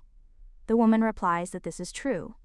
But the maid's salary is not that big, and the young lady then thinks that she will increase it 10 times. However, the woman says that the child needs a guardian even if it is not Viscount Byron, so she wants to ask her distant relative. And if she stays there as her maid, she will be separated from Raven. But she can't do this to him because her husband has fallen into eternal sleep, and now she only has Raven left. So she declines Her Highness's offer and apologizes. But the protagonist merely turns to Countess Lyanna Seel and claims she has one question. After which the girl asks whether the woman would agree to become her maid if the problems with Raven's salary, guardianship, and education were resolved. The woman is then a little surprised, after which he smiles and replies that yes, and she would be very happy. The main character then says that's fine and let her follow her. The woman is a little surprised and asks where Her Highness wants to go. The girl replies that she wants to go and solve problems. A little while later, they approach the king, and the young lady claims that she wants to make Countess Sela her maid. The man then says that the girl has no reason to come to him if she wants to hire one of the servants, and he asks if she really has a problem, that is why they came to him. The young lady replies that everything is correct, and the countess has no grounds for refusal, but she needs to become the guardian of the countess's son, Ravensale. The woman is very surprised after this, and so is His Majesty. The girl asserts that she wants it too, so that Countess Sela and her son could remain living in her palace. The man then tells the princess that, unfortunately, she is too young to become a guardian, and the girl wonders if she can't become a guardian if the king gives his blessing. The man then wants to say something to the young lady, but she only wonders if this is too much. The girl understands that the use of power is what makes her different from others. The man only sighs after this, and then turns to the countess and asks what she has to say. And also, does she agree to the second princess Lottie Pandarion becoming the guardian for Ravensale? The woman then doesn't even know how to answer, and the young lady only whispers to her that the salary will be 10 times higher. After which, the countess is silent for a moment, and then recalls how the young lady claimed that the woman deserved praise for having gone so far, and the fact that she is a wonderful mother and also did everything in her power, so now she just smiles, and he claims it would be an honor for her. A short time later, the woman enters the mansion, and she is welcomed, and also states that her name is Lyanna Sela, and from this day on, she is the maid of Her Highness the Princess, and thanks to her mercy, she will remain in the palace with her son. The boy, meanwhile, peers out from behind his mother, and he asks to take care of him, and also claims that his name is Raven Sela. The maid then greets Mistress Lyanna, and the other maids also ask her to take care of them. Thus, Lyanna has successfully become the protagonist's maid. And now the young lady is lying on the bed and thinking that she can finally rest and lie in your warm bed. At that very moment, someone knocks and claims to be the maid, Sela, and asks if they can come in. The young lady then tells her to come in, and the woman does so, and also states that she feels she should thank the lady again, and she thanks her for her help. The young man also claims that he will definitely repay the princess's favor, and she can rest assured. And the main character thinks how cute he is. After which she thanks him and asks him to take care of her. Meanwhile, the woman tells the princess that she's noticed a few things that need to be corrected. And first, she needs to buy a new dress. Betty says that's true, and the lady only has 4 dresses, and those are from last year. And the young lady thinks it seems shopping is unavoidable. Lyanna insists that etiquette requires at least 3 outfits for each season, and a walking dress, as well as home clothes and a dress for going out will be needed. after which the woman asks if the lady would mind if she did this, to which the girl agrees, and Leanna claims that she knows an excellent tailor, and the young lady says that apparently the woman knows more about fashion than she could have imagined. Leanna replies that, of course, it's impossible to work in the royal palace without understanding fashion, since at the peak of her career she visited various ateliers every weekend. So the lady has no reason to worry about the upcoming prayer celebration, and she will prepare everything. Betty says this is certain, and the celebration is already so soon.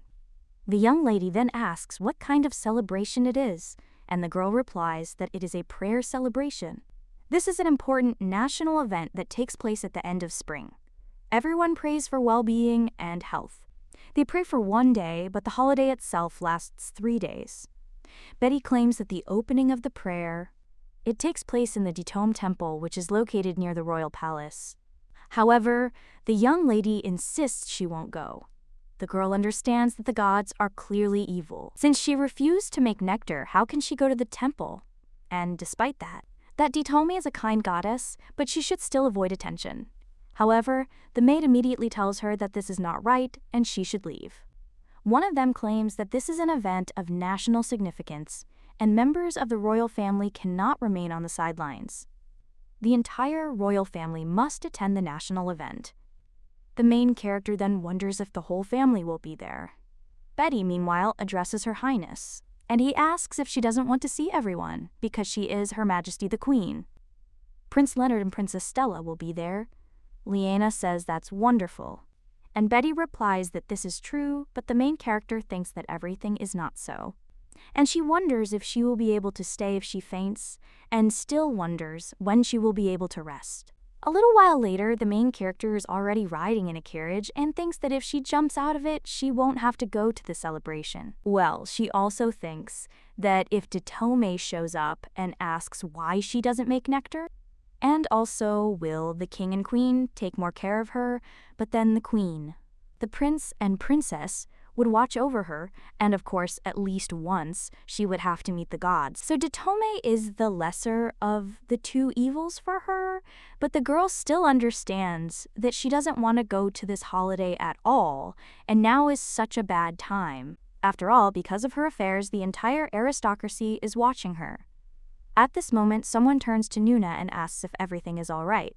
It turns out to be a prince, and he asks the girl if it's hot and whether she should open the window. The girl replies that she is fine, and also turns to the boy and asks why he is going to the Ditome Temple with her. The girl understands that during official events, members of the royal family travel separately to avoid accidents. Meanwhile, the young man says it's simply her first official event. He wonders what if she behaves foolishly and tarnishes the family name. However, the young lady says that he just wanted to go with her, and the young man cries out that everything is wrong. And then the girl asks if this is all because he's still young and really needs to be held, and if he wants to hold her hand. The young man just cries out, and the main character turns to him again and thinks how upset the guy is. The young lady also asks if he knows, however, the guy replies that he is not interested. But the girl continues her proposal and asks if he knows she wanted to go with him. And if she goes alone, she'll be nervous, because it's her first time, and that's why she wanted to go with him, so she thanks him. The young man then claims that this time he forgives her, and the main character hits the guy on the head, and she thinks how cute he is. But then the young man turns to his sister and asks if she wants to know anything about others, like the queen or the prince. The main character then wonders if the guy went with her to help her, and he claims that this could become a problem, and if she starts asking questions, she could get punished, but there is no one who could tell. The young man then says that he can do this for her. Their main character asks if this is true, after which she says that he is the best. The guy then begins his story and claims that Her Majesty the Queen's name is Clea Pandarion, and she is very beautiful. Before the wedding, she was the Marchioness of Floyd. The main character is then surprised to hear the last name and wonders if this is the last name of that guy who pestered her during the incident with the poisoning of the queen. And that means it's because she is his family, and the young lady is an illegitimate child. The girl realizes that Prince Leonard is 10 years older than her and has a great talent for magic. he is already a fifth circle wizard. The girl also understands that people usually end their lives on the second or third circle, and at 20 years old, it is very difficult to reach the fifth circle, and the guy is a real genius. Akron claims that he is kind to him, but they rarely see each other because he is usually in the magic tower. And finally, Princess Stella, 9 years older than the young lady, is an excellent spearman, has already become a knight, and has even fought monsters. She also fought in the war, and the girl understands that the king is a master swordsman. The eldest son is a wizard, and the eldest daughter is a knight, and that is why Akron is losing heart. The main character then asks if the boy is learning fencing, and he replies that yes. He's thought about it a lot, but fencing is still the best activity for him, and yet he's worried. The main character asks what it's about, and the guy replies that they usually start at an earlier age, and it seems it's too late to start. The main character understands that this is how things are, and usually begins training no later than at age 5. Well, now she says that it is not too late and can only do a little, and it also does not matter when to start. After all, the main thing is to get to the end, to which the young man agrees and smiles, and a little while later they arrive at the palace. The young man then turns to his sister and claims that there is a tree nearby that Detome herself planted, and he asks if she wants to go and see it later. The heroine then agrees, and the knight approaches her, claiming everyone has already arrived and is in their rooms. The young lady asks if they're ready yet, and the man insists they were expecting a long celebration. There's only a short time left, and he thinks they should hurry. Afterwards, they head off somewhere, and the young lady approaches the knight, asking if the business with the unfamiliar gambling house is over. The man replies that yes, of course, and all the smugglers were caught, and the gambling house was closed. The young lady then says, that's how it is. And the knight insists there's one person left whom they can't find. He always wore a mask in the gambling house, and the young lady realized that the problem most likely lay in the fact that this gambling house was for the aristocracy. The man claims all the testimony is confusing and can't even tell whether it's a woman or a man. The only consistent thing in the stories is the mask, and the main character wonders if it's a magical illusion. The man claims they even sought help from the royal wizard, from the Magi Tower. The young lady says she hopes they'll find an answer quickly. The man claims that he has other things to do, so he will leave the girl, after which another priest approaches her. She also claims that she will accompany her from there. The main character then doesn't move on, but hears someone's voice. This voice asks where the young lady is going and claims that he knows what he is doing and hears him. The girl then addresses her by her first and last name, but then corrects herself and addresses her as a traveler, a palace of nectar. The main character stops, and the priest asks the princess if something has happened, and the young lady then wonders if they hear anything and where the sound is coming from, after which the voice tells the girl to look below. And the main character does the attack, but then thinks it can't be happening. On the floor near her foot, the main character sees a branch of some plant, and it appears to be the goddess of fertility. The goddess at this time says that she is so glad that Lottie is there, and she lay on the ground for more than 2. And she also already thought that she would plunge into eternal sleep. But Lottie wonders if the girl hadn't decided to have a good rest, leaving the holy relic. The girl understands that usually the gods inhabit the relic, because this way they can communicate with the priests. The fertility goddess then claims that she doesn't know why she's still there, and the main character wonders what she's talking about. The woman claims that she, as usual, tried to enter the relic to bestow a blessing, but was thrown back. So the young lady then wonders why she doesn't give up her appearance and return to the divine world, and she'll certainly give up her health this time. The goddess, however, insists she can't do that, and that the other bugs will mock her for tens of thousands of years. After all, as soon as she thinks of Kiers, someone immediately sees his face. The main character thinks she doesn't like him either, and the boy always demanded more nectar. Meanwhile, the goddess begged the young lady to help her return to the realm of the gods, for she would repay the girl with whatever she desired. Lottie then says that it is good, and regardless of the power of God, being in the human world for a long time is fraught with serious side effects, so now the young lady only says that she should not forget about God and protect her. The girl then puts the sprig in her clothes, and Akron asks what's wrong with it. Lottie replies that nothing happened and that she simply picked up the stalk of grass that was lying there. And then the young man says that they can go, but one of the priests cries out that something bad has happened. The friend then asks what happened, since today is a quiet and pious day, but the young man claims that he is asking for forgiveness, but the priest Anten. The main character only sighs after this and realizes that she is sure that this is all because of Detome, after which she claims that something serious must have happened so they should go faster. A little while later, someone asks for forgiveness and announces that Her Highness Princess Lottie and Prince Akarin have arrived. At this time, the main character realizes that she tried so hard and wanted so much to avoid these people because Queen Clea is there, and Princess Stella, as well as Prince Leonard. The queen then greets Akarin and Princess Lottie, and the main character bows, after which the woman looks at her a little coldly but still smiles, and she claims that she heard about the trouble that happened in her absence, and she is also sorry that she could not be there. The young lady tells Her Majesty that everything is fine, and at this time Akarin turns to Her Majesty and asks if something has happened. His sister states that there seems to be a problem with the holy relic, and the young man is a little surprised, and the main character asks if she can find out what happened to the relic. Well, the princess then just wonders what the girl can do, after which someone closes the book and tells Stella to stop. It turns out to be a prince, and he claims that everyone knows that the gods can only give their blessing through a relic. The young lady replies that yes, she was told about it, but she understands that she did not see it. The man claims that Detome is the goddess of abundance, and she was unable to enter the relic. And to find out the reason, His Majesty the King and Her Majesty the former Queen, as well as the High Priest, gathered in that room. The main character then wonders if the relic is there too. The goddess then addresses the young lady, and he asks her to hurry.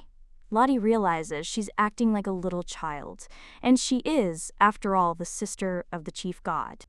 However, the goddess claims that she feels much younger, and the main character says in her thoughts that she has no words. The girl also asks if she can personally inspect the relic, after which they all remain silent. The queen and her daughter look at the girl coldly. One of them claims he can understand the princess's desire to help, but only if it concerns the relic. However, then someone tells the girl to come in, and everyone is a little surprised. At this time, the person who entered the room claims that Lottie is well versed in herbs and even holy water, so she thinks that the girl can be useful. The young man then asks if the young lady is knowledgeable about herbs and holy water, and the woman turns to the young lady and asks if that is so, and then goes up to her and says that she is glad to see her. The main character understands that they are not so close and wonders why she addresses her so sweetly. At this time, the woman notices something else and asks where the girl made the bracelet. After all, she told her to wear it always. The rest of the family watches this with a little surprise, and the former queen simply tucks a strand of the young lady's hair and tells her to wear this bracelet always as a talisman, and she wants him to protect the baby the same way he did her. The girl is then shocked, wondering why the former queen did this to her.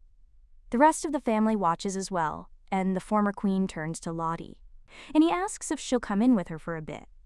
The girl nods and thinks that's right, she mustn't forget why she's there. After this, they go outside, and the main character asks if they intend to become impudent. The queen treated her in a friendly manner and smoked others.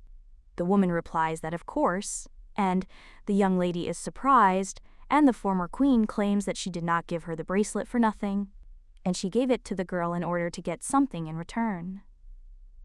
A little while later, the little girl asks if the woman wants her to control Prince Leonard and Princess Stella. But the main character also asks how to do this and screams that as soon as she intervenes, they will take a knife to her back. The queen asks if the girl really thinks so, after which she states that she thinks the girl will be able to change the royal family and is looking forward to hearing from her. A little while later, the girl already enters the place where the priest is standing, and the king, seeing the girl, he asks what she's doing there. The former queen claims she brought a young lady, and Lottie's a wonderful herbalist, so they could use her help. Cool then turns to his mother, a little worried, and the main character looks at this branch, after which the man asserts that it is true that the sacred relic of their temple of the goddess Detome is this branch. The king turns to the high priest and states that he wants to say that the celebration will be held in any case, and the man says that he understands. However, they still do not know whether the goddess Ditome has possessed the relic. At this time, Kolosak is fidgeting in the young lady's bow and asks if they are really joking with her, and also says that they should let her come back, and if she tries now, she will look good. The main character then refuses and says that she should wait in case something is wrong with the relic. This could cause damage to the environment in the kingdom, so we need to figure this out first. The young lady asks if she can look at the holy relic of the wealthy. He says of course, but he asks her to be extremely careful. The girl then takes this branch in her hands and examines it from all sides, but realizes that there seems to be nothing there. The goddess then asks how this is possible, and the young lady claims that she really does not see any problems and there is no damage, and that divine power is felt. And there's nothing strange about it. It also rarely looks as fresh as if it was just cut. So the main character wonders why she looks like this. She also asks the goddess if she remembers when this branch became a relic. The goddess replies that it was a very long time ago, and maybe a little over 1,000 years. Then the main character breaks this branch, after which the priest screams in shock at what the princess is doing. The king is perplexed. The priest asks how the young lady could have done so, considering it's a precious relic, and the main character replies that it's not so. And this branch is a fake, because if it were a real relic, then she would not be able to break it so easily, and everything that is made by the gods has strong divine power. The main character also understands that it is not easy for her to break even an ordinary branch. The priest also asks about this, perhaps after which they fall to the floor. The king approaches him and asks if he is even looking after the relics, but the high priest cries out to his majesty that there were no problems at the previous prayer celebration, and he himself saw that the relic definitely contains divine power. Lottie replies that it is certainly true that the divine power comes from her, and that it is also true that there were no problems until last year. The girl also asks how they usually protect the shrine, and the man replies that they hide it in a secret place with several seals, and he is the only one who knows where this secret place is. The main character asks if the relic is safe there, and the man replies that he is sure. And the young lady claims that the holy relic was then replaced at the end of last year's celebration, and that it is the one who is capable of terrible deeds, who was able to deceive the king and the high priest. The girl now steps on this branch, after which it crumbles and a stone is visible from there. And then the priest cries out in shock. Could it really be that a piece of the real relic was hidden in the fake? At this time, the goddess becomes furious and wonders who dared to insult her. The priests then go into shock and realize that the temple is shaking, and they cry out that it is an earthquake. One of them claims that the goddess Ditame is furious. The main character tells her to calm down, and she also stopped right now, otherwise she would fall into eternal sleep. The goddess then stopped and apologized, after which the main character says that if the celebration is cancelled, people will be disappointed, and rumors will spread that Ditome will leave Pandarion, so they need to create a new relic. The king is then a little surprised and asks the girl if it's necessary and how to do it. The young lady claims that they have something that was bestowed by the goddess Ditome herself. The girl also remembers how the boy said that there was a tree nearby that Ditome herself planted. A young lady asks if the stolen holy relic is part of this tree. The priest claims that the girl is right. According to records, the goddess Desome gave a fruit tree to feed the people, and then she broke a branch and gave it to them as a sacred relic. The goddess at this time claims that yes, that is how it was, because they prayed to her to feed all the people, but she forgot to prepare the gift. That's why she broke the branch. Now the young lady asks if they're going to the tree then, and the priest claims that he wants to tell Her Highness that the sacred tree is infected. A little while later, the girl approaches him and realizes that everything is true. She is also shocked to think how a sacred tree can get sick, and the king asks if they even look after the temple. If everything is in such a bad state, another priest immediately falls to his knees and bows his head, asking for mercy. After all, it was all his fault as the guardian, but the high priest claims that he could not do anything. After all, the tree is already old and was even engulfed in flames, and he is sure that everyone remembers the Demon King. The main character then thinks about this bastard and realizes that when he turned 70 years old, the Demon King set fire to entire countries to plunge all people into eternal sleep, and because of him, the girl fell into eternal sleep a few months after her memory returned, and then it seems he disappeared without a trace. The priest claims that since then, the tree has become weaker and weaker.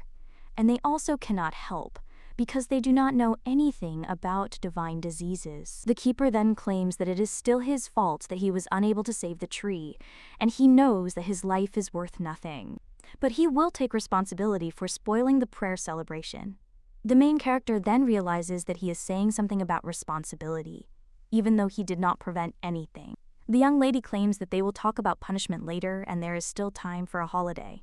The king then tells the young lady to tell him what she is going to do, and the girl states that she will make medicine to cure the saint and asks if she can get into the herb storage. The king then agrees, and the former queen states that it sounds wonderful, after which the young lady leaves and claims that she will return soon, and a little while later, she arrives with a test tube in hand and claims everything is ready. The goddess claims she believed in Lottie, and she knew that she could help. But the girl wondered what kind of medicine it was, after which the young lady smiled. And he thinks it's not a medicine at all, but poison. The goddess is then very surprised and asks what she's talking about, and the young lady claims that this is a bottle of ink, and she was unable to make medicine before, but she found out that intense pain can heal. The goddess is already crying out that the sacred tree is dying, and that this is blasphemy. However, the young lady at this time looks at this tree with a smile on her face, after which the high priest turns to her and asks if everything will be okay. The girl replies that of course and asks if he could pour his divine power into the tree, to which the priest agrees. However, he claims that the power will not work because of the illness, and her eyes claims that now everything will work out and he will have to apply all his strength. The man says that he understood, after which he and his colleague begin to use divine powers. They try their best, and someone cries out that the disease is retreating. However, the young lady claims that more is needed, to which they agree. After which the tree begins to blossom, and then turns completely green, and then the young lady says that the sacred tree is healed. At this time, the priest claims that the Lord himself is calling him to himself, and the guardian asks him to come to his senses. The goddess at this time claims that this is amazing, and now the girl will be able to cure absolutely any tree, but the young lady replies that no, and she is the only one who can make this poison, but this requires enormous divine power, and now she says that a new divine relic needs to be made. The goddess then asks how she'll do that if she's still in a sprout. The girl asks if the relic is an object that a god touched and gave to a human. The goddess replies that it seems so, and after touching it, the object becomes sacred, and asks what's the matter. And the main character says that then everything will be fine, after which she breaks one of the branches, and the goddess asks what she is doing. The girl claims that she will wrap the god around the branch, and the goddess, in shock, asks what she is talking about. After which the main character begins to wind her blonde only complains of back pain. A little while later, the sprout is already wrapped around the branch and begins to shine. The king and the former queen are then a little surprised, and the main character says that she succeeded. The priest then asks how this is possible, and the young lady claims that she will say it yesterday in her sleep. Ditome came to her asking for help, stepped back, and explained this method. The goddess then said that the girl was saying something absurd, but the priest at this time only begins to sob and call out to the goddess Ditome. And the young lady merely asserts that deep faith must be rewarded. And in his thoughts he turns to the goddess and also wonders how she can use her reward. A little while later, the priest says that very soon the new relic will enter Ditome. Their main character says that so be it.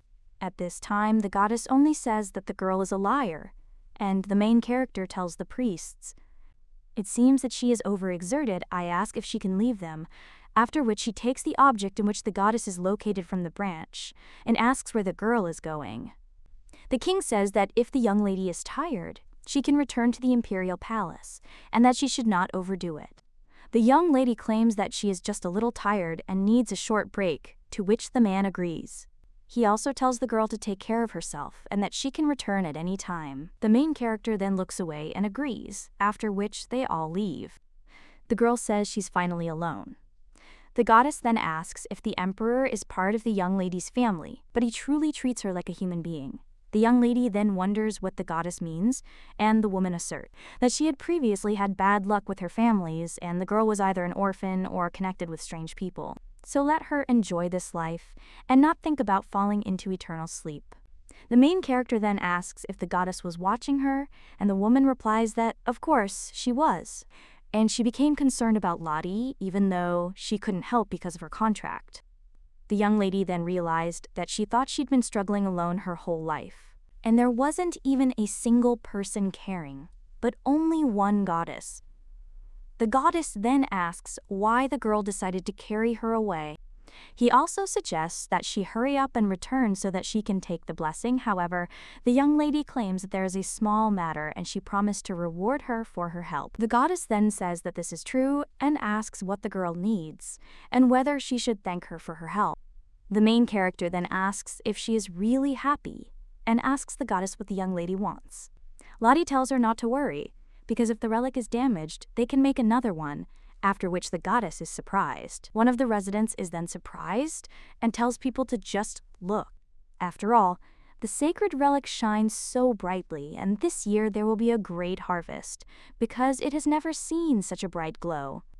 And perhaps Daitome admires the piety of His Majesty the Emperor and the High Priest. And the young lady just thinks that she is just furious, because she broke her back. At this time, the boy turns to his little sister and asks what she was doing before, and the girl replies that she was doing nothing special. The main character also looks at the prince and princess, and thinks that they are pretending not to hear anything. The girl claims that she only saw that the shrine was damaged and could not do anything, but it seems the high priest was able to fix it.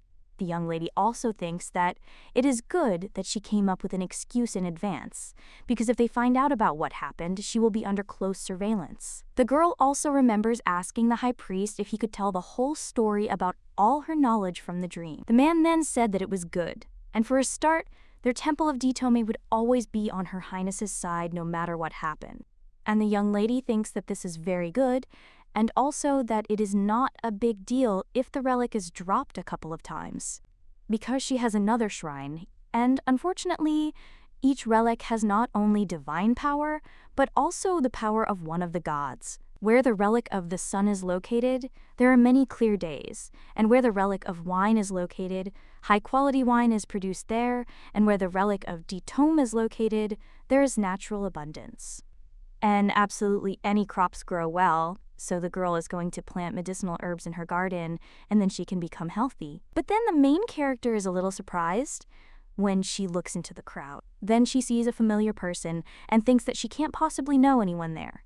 The priest at this time wishes eternal prosperity and peace to Pandurian and the Temple of Daitome. The young man at this time turns to his sister and says that they are finished, and the young lady asks what it is and whether it is possible that he was still alive, after which the girl runs off somewhere, and the young man asks where she's going. Meanwhile, the girl is just making her way through the crowd, and she screams for them to wait a minute, and also to let her pass, after which she also screams for this person to wait. A little while later, the young lady is already trying to catch her breath, and is also wondering where she is now. The girl also stands near the fence, wondering what she should do. However, at that very moment, someone addresses Her Highness and claims that this is forbidden territory. The main character then turns around and thanks the lady, but doesn't know how to address her. At this point, the girl comes closer and says that she is Mrs. Floyd, or, more precisely, the Marquise Floyd named Milia. The young lady then says that it is clear and she is the daughter of the Floyd family, but then the girl remembers this Marquis, and she thinks he's not the best person, so she needs to run away quickly. The girl says she's glad the Marquise recognized her. Well, it's time for her to go back. However, when the young lady goes in one direction, the Marquise blocks her. But when she returns to the other, the Marquise still won't let her go. Lottie asks if the lady has anything to say, and after this the girl turns to Her Highness and says that of course, and in fact she wants to talk to her. The main character realizes that this girl was following her, and then asks what she wants to say. The girl asks if Her Highness really doesn't remember her, But then they could meet again. The pink-haired lady claims her name is Milia, and she is Her Highness's best friend. The main character then wonders what kind of nonsense this girl was saying. It's just awful. Milia claims they used to have tea parties and trips out of town together, and Her Highness even bought a dress for her, after which the main character wonders what she is talking about. But until recently, she only had 4 dresses, and the girl wonders if she really gave her a gift, even though the only food in the palace was sprouted potatoes. But now the young lady says that's how it should be when they were close. The girl replies that yes, that's true. After all, Her Highness even gave her a necklace, but she doesn't wear it often because it matches all my dresses. Lottie thinks that you just have to look at her and also says that this can happen. Milia claims that she is very happy and knew that Her Highness would say exactly this. Well, then the girl squeezes the young lady's hand, and the latter thinks it's very painful. Milia later claims that, in truth, she was very worried and wonders if Her Highness has even forgotten about her. But the girl also says that it's okay, because it won't change their relationship, and Her Highness is her best friend. The main character at this time turns to Lady Floyd and then says that she is disrespectful. The girl is very surprised by this and asks if Her Highness is talking about her, and Lottie replies that she thinks that because the girl is still young, she is poorly trained in etiquette. And she tells Lady Floyd that she is not her friend, and that maybe they were close in the past, but who dares to touch a member of the imperial family first? Milia is a little surprised by this, and Lottie says that no matter how high-ranking an aristocrat is, the Marquise has no right to touch a member of the imperial family. And she should also know her place. The young lady also asks if the girl is familiar with Baron Leoldine, after which the young lady says that she knows him, but is interested. Why is Her Highness asking about him?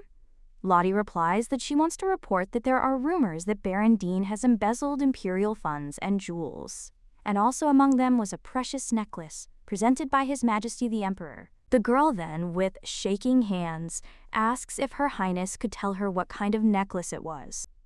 And the main character replies that it's a beautiful pearl necklace.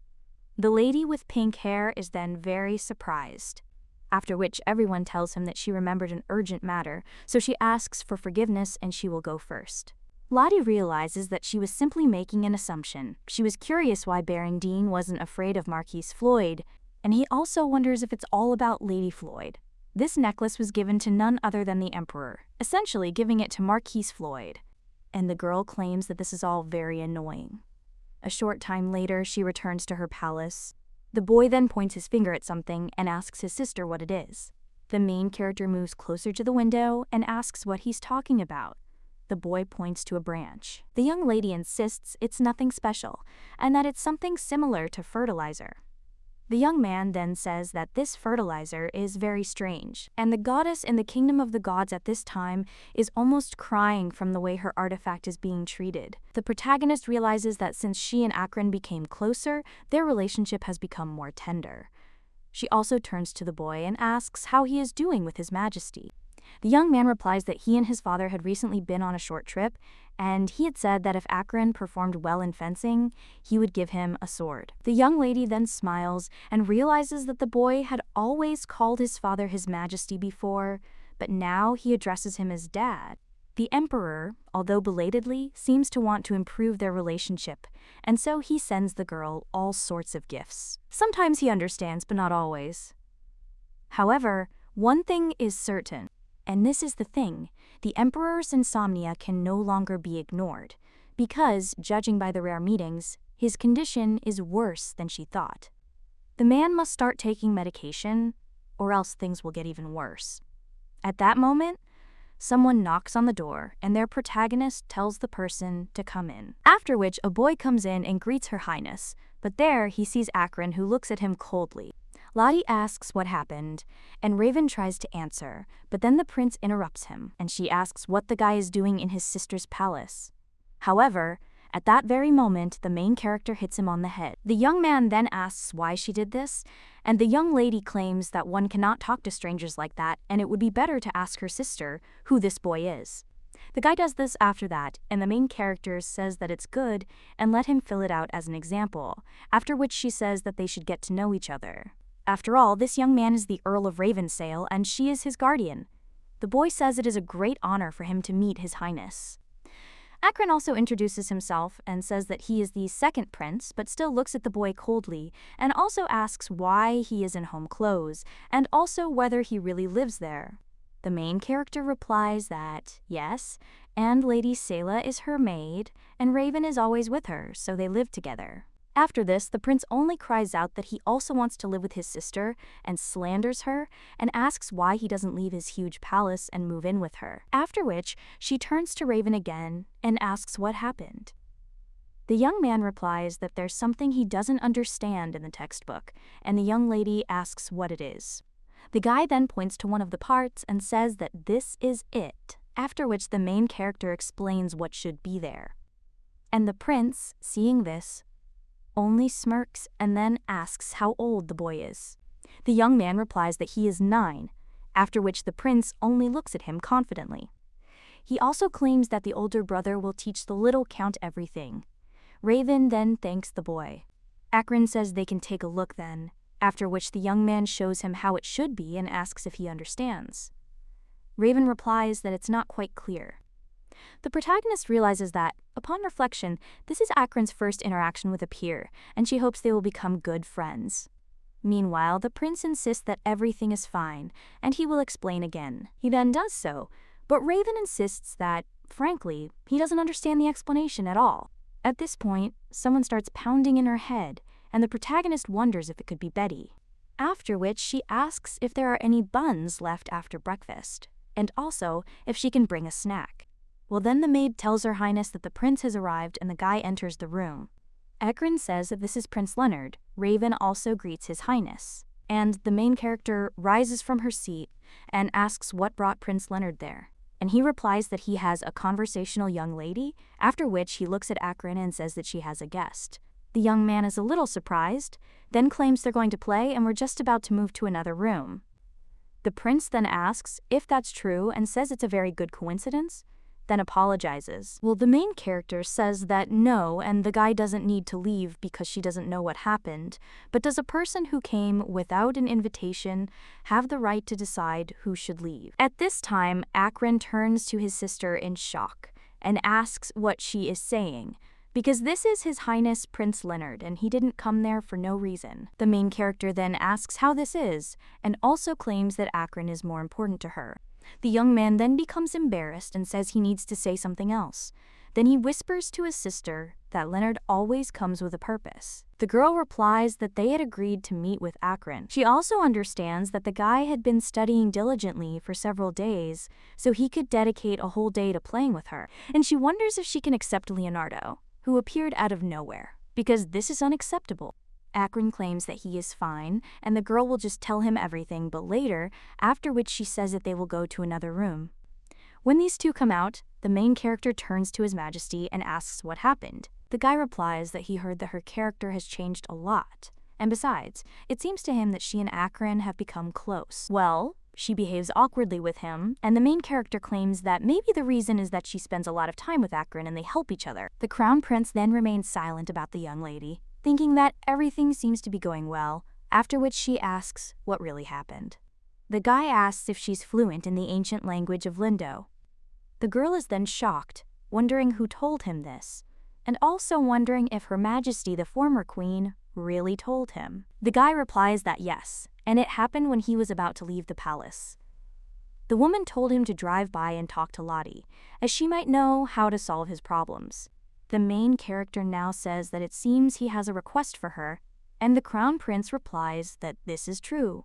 However, the young lady claims that she does not understand him at all, and that there must be at least a few people in the imperial palace who speak the Lundo language, so Lottie asks why he came to her. The man replies that it is because he cannot get help from the scientists at the palace, and the young lady asks if help is really needed in the magic tower.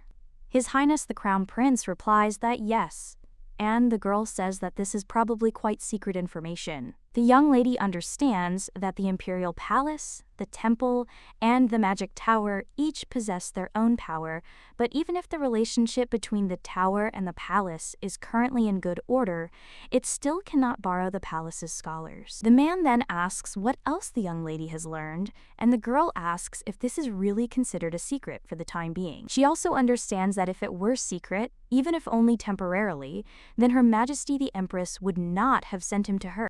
His Highness at this time says that the girl is right, and it seems that she has become much smarter. The young lady replies that she was born a genius, and the young man says that he simply did not recognize it before. He also claims that everything is as she suggests, and he had an ancient book in his possession, which he does not want to share with the imperial family or anyone else. Well, if she helps, she will be rewarded, and he will keep her dressage abilities a secret to Lindo. After all, it seems her goal is to live in the shadows.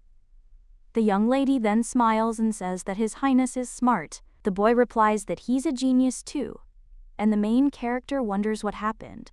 The guy then asks if she knows anything about magic, and the girl replies that only a little. And the main thing in magic is to create your own circle and study the spell, as well as other circles, but it is also important to constantly learn something new, as well as restore magical knowledge that has been lost. The young lady then asks if he found a spell book in Lindo. He replies that it is true, and that the owner of the ancient book spoke Lindo perfectly, as did anyone who knew even a little of it. They tried to translate it, but all failed. The girl then asks where this ancient book is, after which, in shock, she says that this can't be, and does she really need to get into the magic tower? The young lady also thinks that he must have gone crazy, and of course if he uses teleportation it will be fast, but it is so problematic, after which the girl states that she will not go. However, the prince says that His Majesty the Emperor said that she is looking for a good medicine, and if she translates the book perfectly, then he will give her a leaf from the world tree that is kept in the tower. The main character, hearing this, immediately asks when they can leave, and a little while later she is already breathing heavily. The maid turns to Her Highness and asks if everything is all right with her, and if perhaps she should take a rest. The Crown Prince claims that the tower is very close, and it is better to get there and rest there rather than stop there. The girl then says that His Highness Leonard is right, because it's about 2 hours from there to the tower. She fears that the enemy might use the teleporter to attack, as there's quite a distance between the teleporter and the tower. And of course, there's a magic circle located in the tower itself, but only wizards can use it. Now the young lady thanks the maid for her care. Betty replies that it's nothing and asks if the mistress would like some water. The girl replies that no, she's fine, and also asks if the maid needs anything. Betty replies that no, and that she's quite strong. The heir apparent suggests they leave, as he wants to get there quickly, to which the young lady agrees, and they begin to drive. Leonard then turns to Lottie and claims that he thought her maid needed a lot of training. He also says that a girl shouldn't be too friendly with the servants. The young lady then asks if this is true about the prince, who replies that the same applies to Akron. After all, if you spoil him too much, he will never grow up, and it is nonsense when a maid feels comfortable in front of the imperial family. The main character then thinks about what he is talking about and also claims that they will talk about Betty later. The girl claims that in private conversations, she will do what she wants, and that Akron is a child who needs to be cared for before becoming part of the imperial family. However, the prince claims the girl is talking about things she doesn't know, and a person at the top needs dignity above all else. The girl argues that a person at the top is more likely to need support. His Highness then says no, and the girl will soon find out. Lottie then realizes that something seems to be happening already, and that's why he's so nervous. The girl also wonders if a 20-year-old fifth circle wizard can't afford to live peacefully. Well, then the young lady thinks that such actions are explained, after which the carriage shakes a little, and the young lady immediately jumps up from her seat, and she screams softly, then falls on His Highness and says she fell. Blynn then asks if she's okay, and the girl replies that she is. Afterwards, she touches him and thinks it's worth taking a look. Then, using her powers, the young lady tests the boy's magic circle and sees that there's a crack in it. This circle is created to accumulate mana around the heart, and a crack in it means that mana is leaking out, and it also means that the owner cannot cultivate. A little while later, Prince Leonard is greeted by other magicians, and one of them claims that he heard that he brought a man who speaks the ancient language fluently, and also asks if they will finally receive a translation of the book. The guy replies that this is true, and that the former empress personally recommended her. One of the magicians asserts that Her Majesty's opinion is trustworthy, after which the prince extends his hand to the young lady and speaks. This is Lottie Pandarian. She is the second princess, and this child is his translator. The mages are then shocked, wondering if this princess is really that stupid. A long time later, the young lady's maid only sulks, and he also says that the lady just came to them, and they made such faces, and they are stupid as potatoes. The main character then thanks the girl for being angry on her behalf, but claims that if she helps them even just once, they will change their minds. The young lady also understands that, in any case, this won't go beyond the tower walls. Betty turns to the princess and asks if she's better than them already, to which the girl replies that she is, and that she's much better after the medicine and rest. She also understands that the wizard also helped her recover, and then the wizard dealt with it very easily, but Leonard just watched her. And apparently his problem with the circle is quite serious. At this point, someone apologizes to Her Highness and asks if he can come in. The girl tells him to come in, after which the magician enters the room and claims that he wanted to know how the young lady was feeling. The girl, smiling, replies that it's only thanks to him that she's feeling so much better, and the man says that's good. He also apologizes for his insolence but asks Her Highness if she can definitely begin translating the book. The young lady then asks if everyone is interested in what skills she has. The man replies that none of them expected her arrival and apologizes for thinking badly of her. The main character then thinks that she understands everything, and just a couple of months ago she was an insignificant mudblood, and today she arrived as a translator from an ancient language, and their doubts are completely justified. The young lady says that everything is fine and that the driving force of wizards is their insatiable curiosity. The man then says that Her Highness knows these words, and the girl replies that, yes, she has read several books on the history of the Magic Tower, and this phrase has sunk into her soul. The magician then claims that in the end, this phrase is nothing more than the ideology of the Magic Tower, and endlessly explore and endlessly practice. The girl then compliments the magician and asserts that endlessly marvel at all the truths of the world, and then he will tell you the right answer. The man then realizes that he didn't think the girl would remember everything, after which he claims that Her Highness is a good person, and he's confident those below will soon learn of this.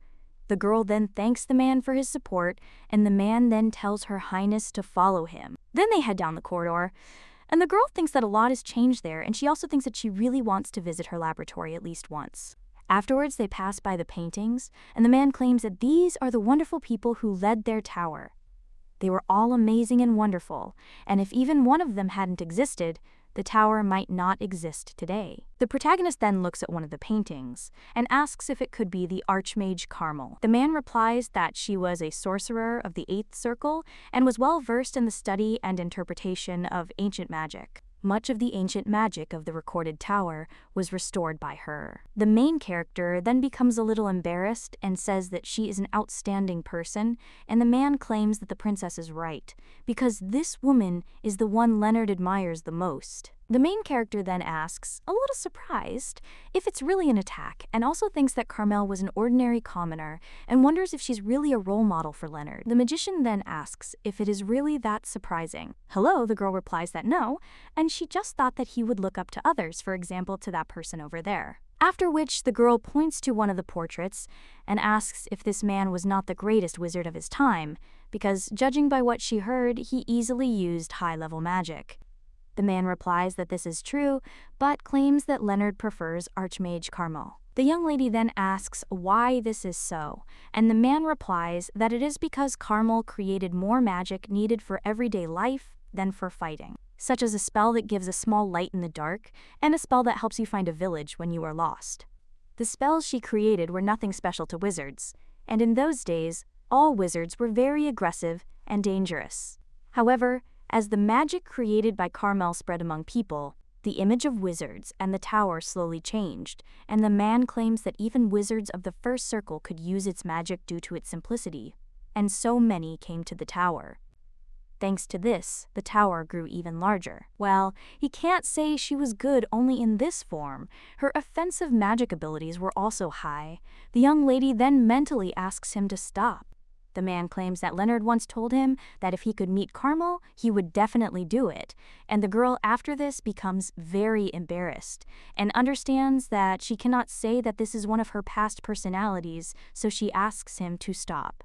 After which the main character says that they need to hurry because they have been expected for a long time, to which the man agrees. Then they enter one of the rooms and the magician says they need to go there. One of the men then says they've arrived and the other insists they've been waiting for them. After which he hands over the book and claims that it is an ancient book that they are asking to be translated. After which the main character realizes in shock that this is her diary. It says she managed to eat a stew from the seasonal menu today and it was delicious.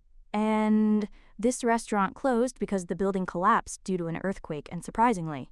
But she teamed up with other regular customers to create a new restaurant, but the owner seems to be puzzled by something.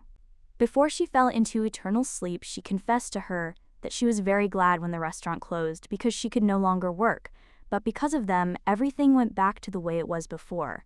But she could not lose the delicious stew. Now the young lady realizes that she should burn the diary instead of translating it. Mac then turns to Her Highness and asks if she's sure she can translate the book, as she can take as much time as she needs. The girl then replies that she will, and that it only takes a little bit more. But then the young lady realizes that she wrote in an ancient language on purpose so that no one could understand her, but she must do this in order to obtain the leaves of the world tree. The girl also reads the next page, which says that at that time Roy was very drunk and told her about magic, and she also wondered what was there. And now the young lady remembers that there was dragon magic and Pendrade. He was a red dragon he was friends with, and they had many fights with, and he has been dormant for hundreds of years, and Roy is the name he used when he was human. The girl also understands that in order not to forget the ancient magic spell that she heard from him, she wrote it down somewhere. The source of magic was the dragon, and all the first spells were knowledge passed down from the dragon to man. The young lady wrote it all down, so now she's the winner. At this point, His Highness turns to the young lady and asks if this is too difficult. The girl replies that no, it is possible. The guy claims that he will run away in secret that she has such abilities and can even swear to the correspondence of the magic tower. Lottie replies that there's no need and she'll translate everything. Then one of the mages addresses His Highness and asserts that nothing happened in the tower today. The young lady then thinks that it would be nice if it were so, after which she thinks that it is worth trying, after which she begins to read what is written there. Well, instead of talking about how she suffered from a hangover, the girl reads that, fortunately, she found the dragon's diary. Roy is the diary's owner, and Pendrade is the dragon's name. One of the mages then, shocked, claims he heard Pendrade befriend a human before falling asleep. The girl also claims that they say this diary was a gift for this man, but it says, "Dear Doris." The girl then claims that she doesn't understand magic forms well, so she will try to copy it. The girl also understands that there is magic there for getting rid of a hangover, and magic for leg pain after long walks. At this time, two magicians are watching the girl write something, and say that this formula and language are perfect no matter how you look at it, and it even smells like ancient magic. The girl then mentally asks him to stop.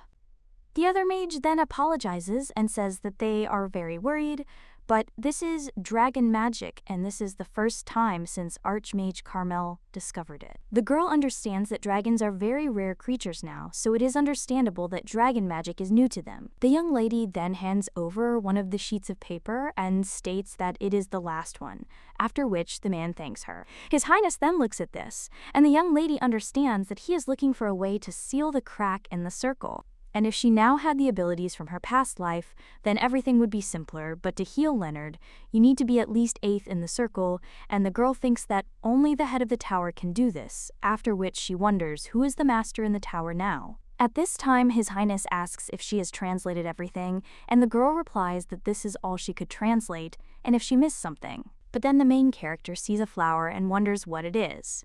It says, "Don't forget," because her laboratory is located to the right of the golden arrow. The young lady then wonders what it was and whether it was herbs or alcohol.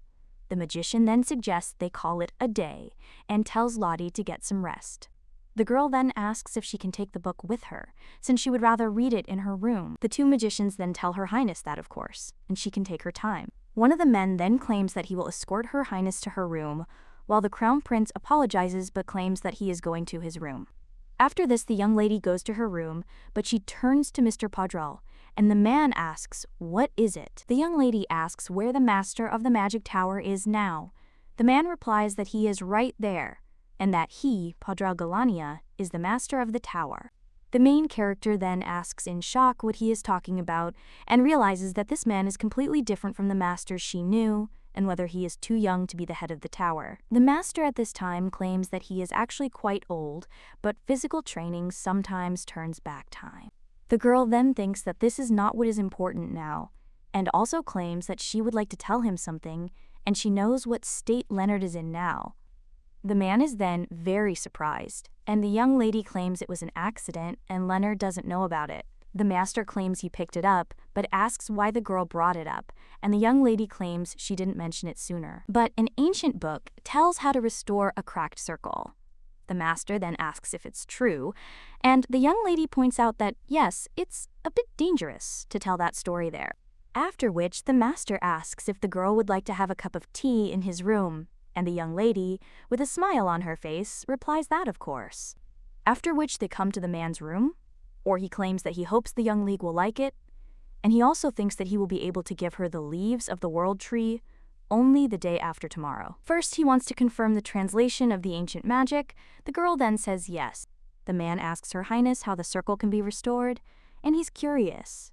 The girl then asserts that, first and foremost, she wants to know what happened to Prince Leonard. The master then, a little puzzled, thinks whether he should tell about the young lady, but he insists that there is no need to worry too much. And she's not there just to admire the beauty of the tower, and Leonard is sleeping now, and the girl asks if this is true.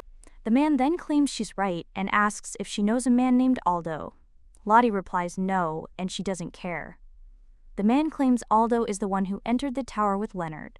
They quickly became friends because they were the same age and had similar talents, and they ended up in the tower at the same time. Aldo was a commoner, but in their tower, talent was valued above status, and they had been friends for a long time. He also thought that raising such wizards would give the tower a bright future. But even their strong bond turned out to be easy to break, and at some point Leonard began to get ahead of his friend, which is why Aldo developed an inferiority complex. And the situation was getting worse due to Leonardo's narrowing horizons, and while the prince was struggling to reach the sixth circle, Aldo was on the fourth, and the gap between them only widened. Then it happened, and from somewhere unknown, Aldo got petals from the delphinium tree. Well, he fed them to Leonard, and, fortunately, the leaves did not plunge His Highness into eternal sleep. Well, they enraged the manna in his hotel, and, fortunately, Julia's people managed to spit them out in time. Well, his circle had already cracked. Having dealt with Aldo according to the rules of the tower, he put all his efforts into restoring Leonard's circle. But the situation was getting worse and worse, and he even asked for help from the archipelago and from the tower on another continent, but he was refused. The main character then says that this is how she understands, that now she understands Leonard's attitude towards commoners, and that everything is much more serious than she thought. The girl also understands that what Leonard needs now is to seal the crack and expand his horizons, and if she could use her power from her past life for at least 5 minutes, the situation would be easily resolved. At this point, the Archmage turns to Her Highness and asks what method for restoring the circle is described in the book. The young lady replies that it says to infuse mana until the cracked circle is restored. She understands that this method is ignorant, but it is the only one and only one person can pour in mana, and in case of failure, the crack will only get bigger. Padral then sighs and says that it seems like this is the only way, and every part of him wants to start. But he's only on the 7th circle now, so the chance of success is only 50%. And he could try if there was someone higher up. The girl then wonders if there's anything she can do to help, but the man insists it's already very late and he'll escort Her Highness to her room. The girl then says everything's fine, after which someone knocks on the room, and the young lady says that it is time and claims that he has a guest, after which she heads to the door and claims that she will go then. However, when the girl opens the door, she sees Prince Leonardo there, and he asks if he can go. Lottie replies that, of course, they can talk alone, and she'll go too. Then the young lady closes the door to the room and looks around, wondering if anyone is there. The girl also realizes that the laboratory she used when she was Carmel is very close by. After which, the girl approaches this door, and when she puts her hand on it, she realizes that she does not feel any mana, and it also seems that there are no protective spells there.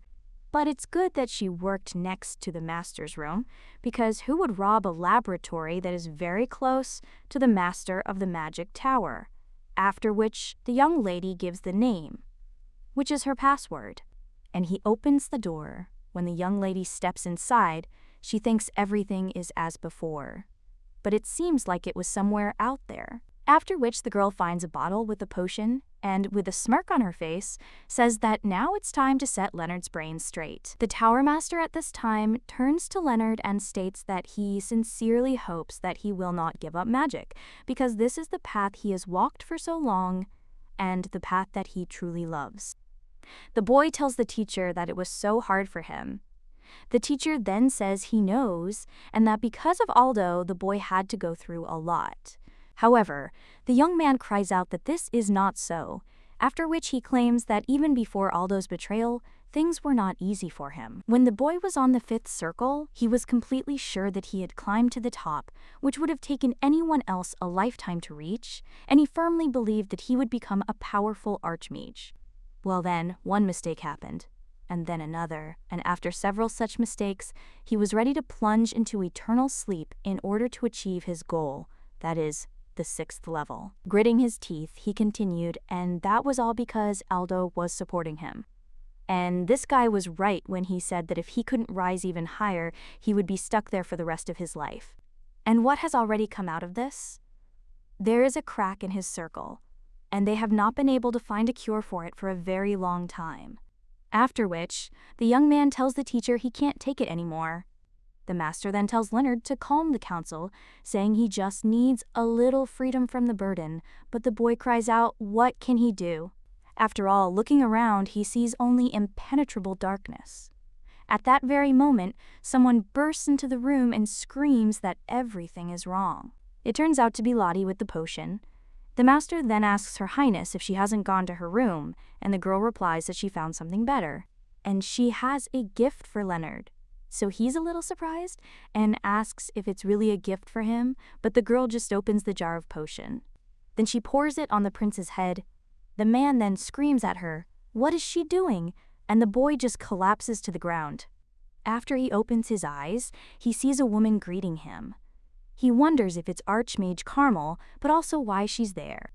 At this time, the woman says that the weather is nice and asks if it is, and the guy just looks at her in surprise. After which, the woman hits him on the shoulders and tells him to get up and not to waste the time that the other woman gave him. The young man then becomes confused and thinks what the other she means, after which he asks what he needs to do, and the woman asks if he asks what two magicians should do when they meet. After which, she claims to fight and begins using magic. The young man, shocked, wonders if she really cast the spell without a word, and cries out that he can't use magic right now. But the woman replies that no, and she knows that he can, because he will fall into eternal sleep if he does not begin to act. The young man then tries to create a magical barrier, but when the woman attacks him, the barrier collapses. The guy then thinks that if he had reached level 6, everything might have been different, and the woman then asks if he now thinks that if he had reached level 6, there would be no point in trying to get over her. Well, if he's at level 6, then she's at level 7. After which, the woman uses her magic, and the guy is hit a lot. The woman claims that if he had the 8th level, she would have used the 9th. He asks if the guy knows what his problem is. After which, he claims he's neglecting what he's achieved so far. The young man then tries to object, and the woman just tells him to appreciate what he has now and also to remember it. The young man, almost in tears, agreed, and the woman asked what she would say to herself now. The young man replied that he saw the sky and also his own pitiful reflection. And the woman says that's good, so then he needs to get his head straight. Brother's master, in shock, asks what Her Highness did and whether that red liquid is real. The main character replies that it is difficult for her to speak and that she is breathing heavily, and the man understands that just a minute ago everything was fine with her, but now it is as if she is plunging into an eternal sleep. The girl just starts to fall off her feet and tells Mr. Padrell that this is a secret miracle and let him think that this will never happen again. The man then tells Her Highness that he understands, and the girl says fine. And she also claims that the prince will not refuse this path, and she wanted to ask him for a favor, after which, today, in the magic tower, the man just continues, insisting it didn't happen. He realizes he has no idea what happened today, but he knows for sure it won't happen again, and he's confident the girl saved him. So now he claims that it was surprisingly quiet in the magic tower today, and asks if that is true. The girl says that she agrees, and it was quite quiet, after which she leaves, and the master wonders if he is really dealing with a child. And obviously she was a naive child who never left the confines of the imperial palace, but now he sees her as an experienced person who has seen a lot in her life and so many amazing things in the world. Then the man approaches Prince Leonard and thinks that he needs to be moved, but when he touches the guy, he is shocked, and he realizes that his magic circle has been restored. Meanwhile, the main character is walking down the hallway, breathing heavily. She realizes that this time it was really hard, and she used the red liquid that she hid when she was still Carmel. Based on it, she made several elixirs that increased mana and finally cast an illusion spell to have the opportunity to meet Carmel. So if she were to be reborn in the body of a human gifted with magic, this red liquid could easily extend her life. But she spent it all on someone else, and the first thought that came to her mind when she found the bottle was that she could pretend that she didn't know anything and leave it to you. Well, she has grown old and soft, but now she has to be very careful, and the reason why she suffered so much is simple. And this is what Carmel's red liquid was not enough for. And she added her own, so she had to just become the illusion of Carmel. But the girl still thinks that it was just an illusion, but even so, the body was overstrained. However, it seems that everything went well, and it seemed to her that the thoughts in Leonard's head became clear again. He also opened his eyes, and now he will never give up the magical path so easily. Now the young lady thinks how tired she is and realizes she needs just a little rest. And then she closes her eyes. When she opens them, she realizes that her head is spinning, and in front of her she sees a boy, who addresses her as a teacher and also asks why she saved him, because the teacher could have simply allowed him to plunge into eternal sleep. The girl replies that adults are obliged to help children and guide them as well. The boy is her only student and must do well.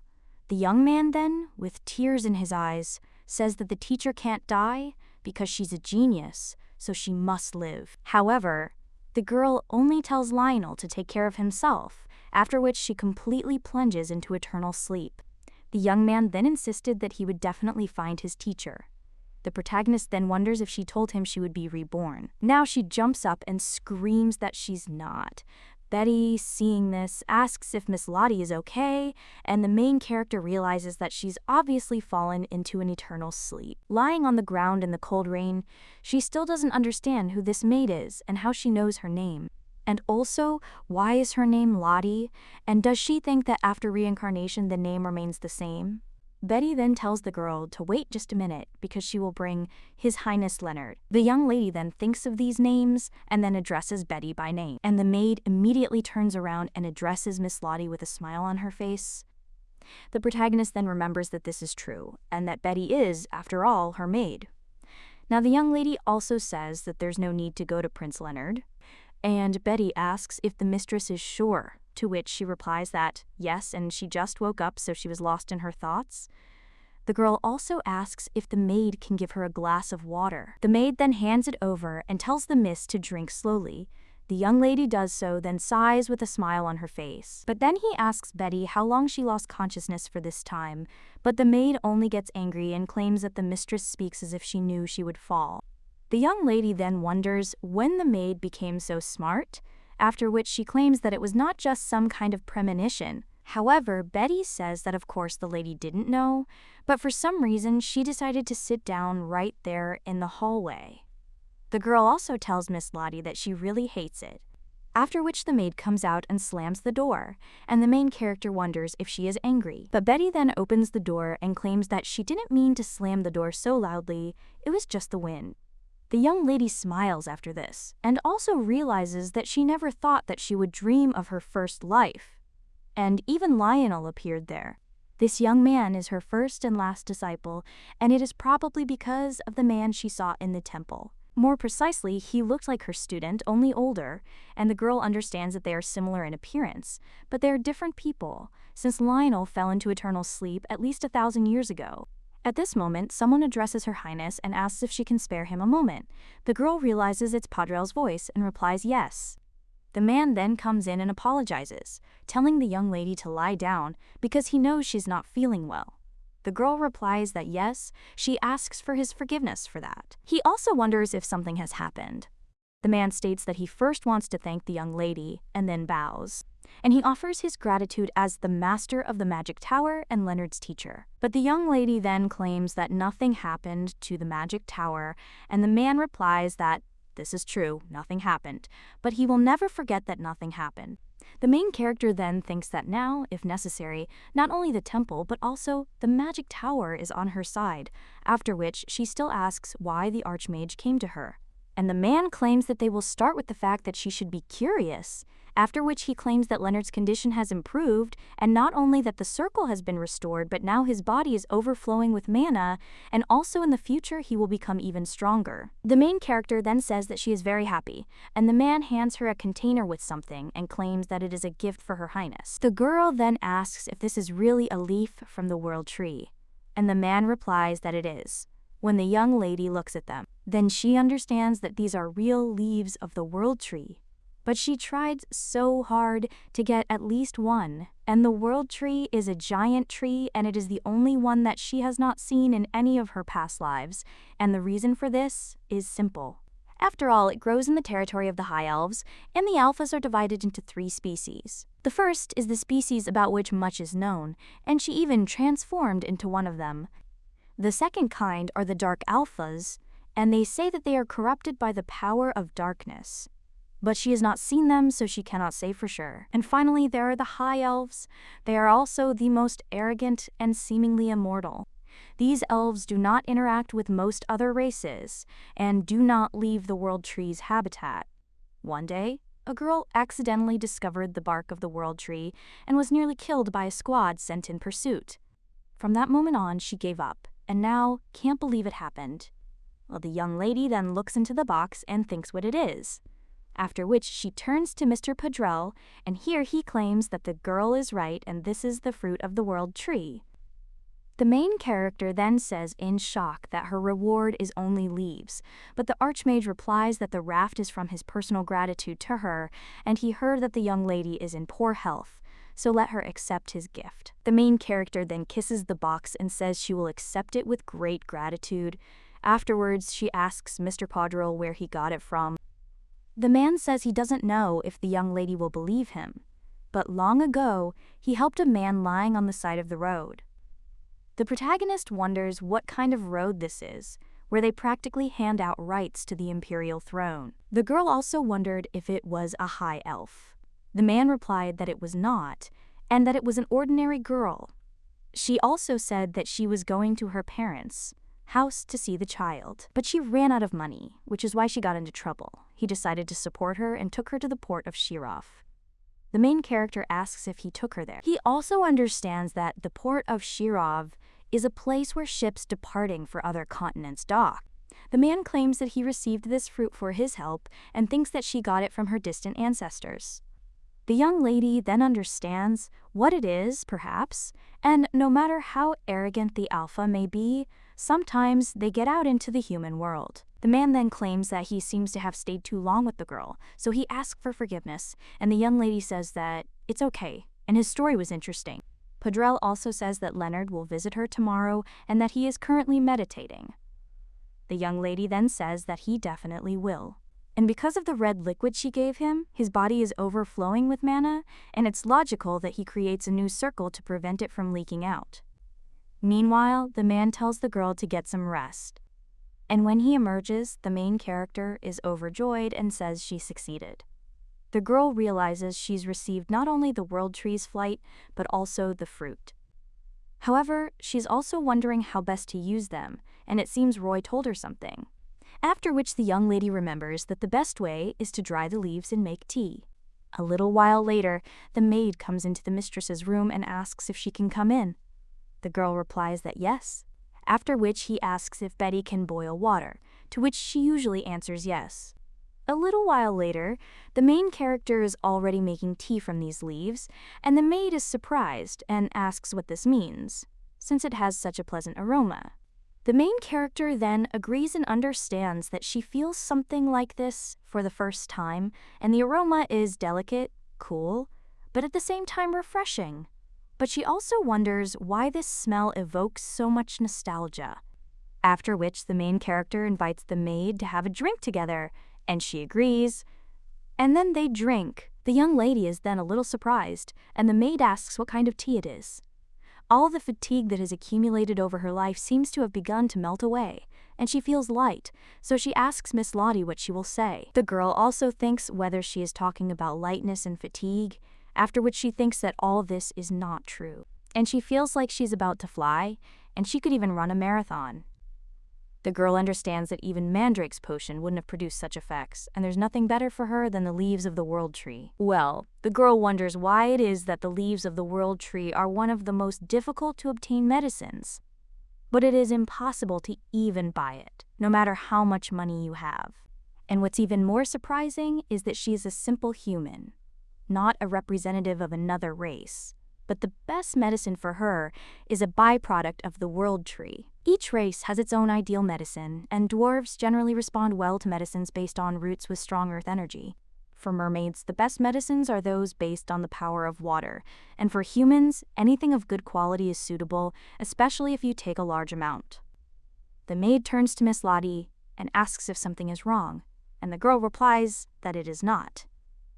The young lady also asks when they are going to the palace.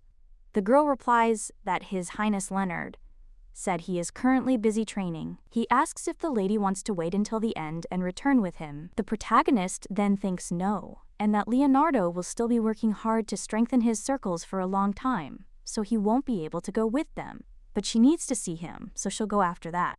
When the boy finishes meditating and goes to the emperor, she must plead with him to save the World Tree. The girl also understands that she will return to the imperial family as soon as possible. A short time later, someone asks if Princess Lottie has left the palace. One of the servants replies that, yes, indeed, she has. According to the reporter, she left this morning, and it was also reported that Prince Leonard went with her. The man then asks what he is talking about, and the servant states that they assume the destination is this magical tower, but they still haven't figured out the reason.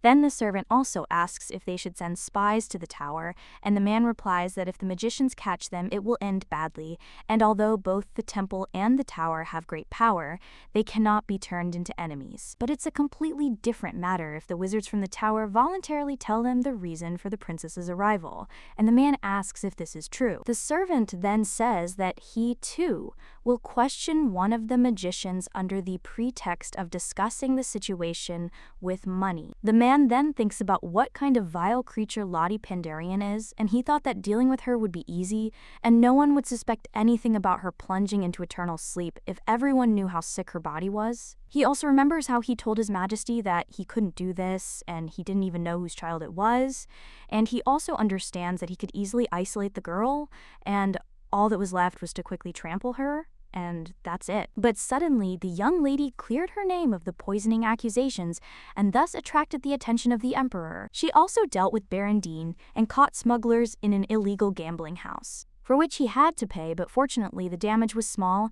and then his stupid daughter made a mistake. The girl then asked how she could know that this pearl necklace was given to her by His Majesty the Emperor, and the man understood that he had told his daughter not to take what the Baron brought, but to immediately give it to him. And he just needs to fix everything, so he now tells Luga to tell him to get it done by the end of the day. The young man then asks if the master is sure, since a little earlier he said that it was not worth breaking into the magic tower. The man then says that this is true, but they have nothing in common with these stupid monsters. The main character at this time turns to Leonard and states that she heard he finished his training at dawn, and also asks if he feels better. The guy replies that he feels very well.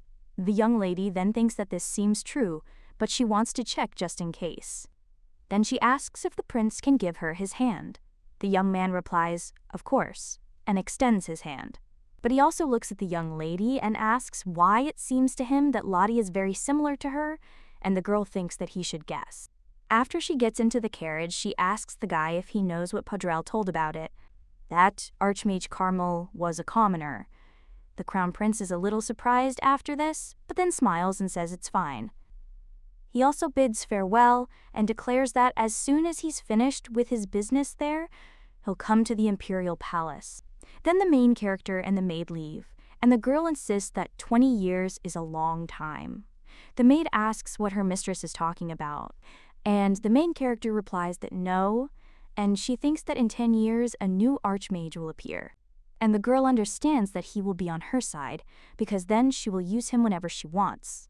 Betty, meanwhile, claims that Miss Lottie's face frightens her. Afterwards, the girl also asks the mistress if she thinks they're a bit short on company. The girl replies that it is, indeed, a bit short, and also understands that she asked her to keep her knowledge of the Lundo language a secret, which is why there are so few people. Well, the maid claims that this is not a problem, and that it is not far from the Imperial Palace to the teleportation magic circle, and they are on the territory of the magic tower, and if problems arise, the magicians will immediately come to their aid. Betty then says with a smile on her face that that's good, and asks if she told Miss Lottie about Raven last time. After that, they talk about something else, but suddenly, the carriage shakes. The young lady then asks the knight what happened, and he replies that it looks like they have a problem with the teleportation circle. The young lady then asks what the problem is, but when she looks out and sees the circle, she wonders if someone has damaged it, and she also doesn't understand where the responsible magicians have gone. The young lady is also shocked, thinking that it was not done with a sword, and that the marks are rough and from blunt objects. At that very moment, something sharp hits the carriage, and the maid immediately screams, after which she completely faints, and the main character worries about Betty, and then she hears some strange sounds. Someone then screams for the man to fall into eternal sleep, and the young lady wonders where the orcs came from. There are about a dozen of them, and she won't be able to defeat them, but it can't be helped. She can at least examine them. First of all, the helmet's shape also has an engraved pattern. These are the Tekun people, but the girl still does not understand why they left their village and attacked the magic tower. The girl then runs somewhere, after which he climbs onto a platform and thinks that she will leave all this for later, but now she needs to do something else. After which, the young lady cries out in their language that she is, in fact, Maru's daughter.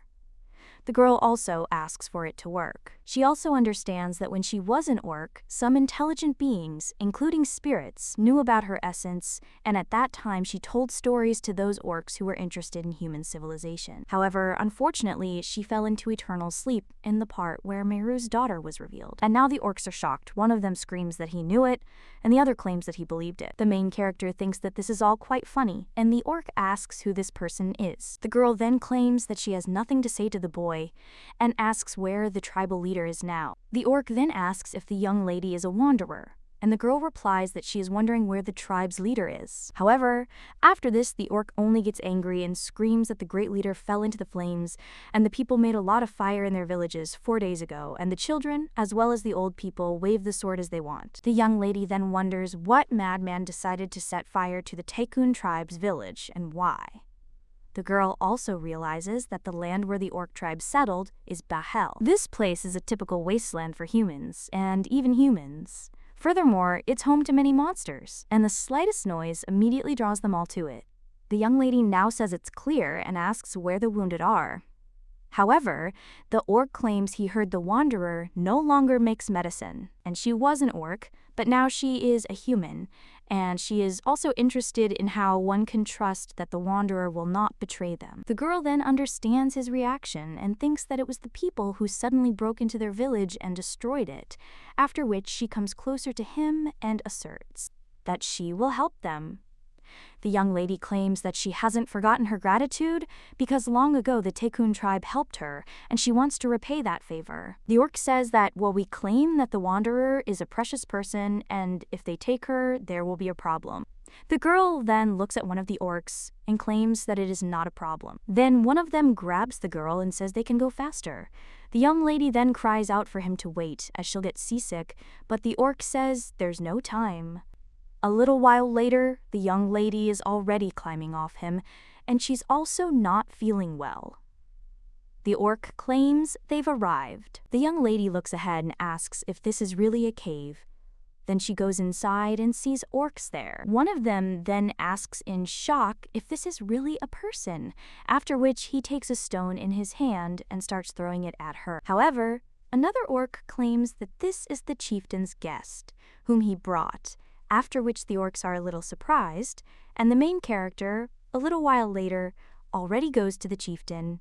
He addresses the wanderer, and the girl understands that he speaks pure human speech and that he is truly a leader. The girl claims that she heard a little from the warrior, but would like to know more, after which she asks what happened. The chieftain claims there was a surprise attack, and the warriors were lured out of the village. Then a grass field was set on fire, and the fire spread instantly. They had no choice but to flee, but the people didn't give up and continued chasing them. The young lady asks if they were being chased, and he replies that they were. And as soon as they got there, the pursuit ceased, but he doesn't know when they won't return. The doctor fell into an eternal sleep along the way, and the children and the elderly suffered greatly. After which he asks if the wanderer will help them too, and the girl replies that they should leave it to her and also lend her some of their warriors. She is, after all, an herbalist. A short while later, one of the orcs claims to have brought some herbs. However, the main character only gets angry and screams that she told him that he needed to bring leaves with pointed ends. And these ones have smoothed tips. The orc then says that they all look the same, and the girl realizes that she asked for medicinal herbs, but they're only carrying poisonous ones. At this time, one of them also comes up and claims that he brought it, and the young lady understands that these are all the herbs she needs. The main character asks if he collected them carefully, after which she says that the orc is a good fellow. After such words, he only becomes embarrassed, and the main character thinks what a cutie he is. Another orc approaches the wanderer and claims he has brought water, and that it is spring water where she said it was.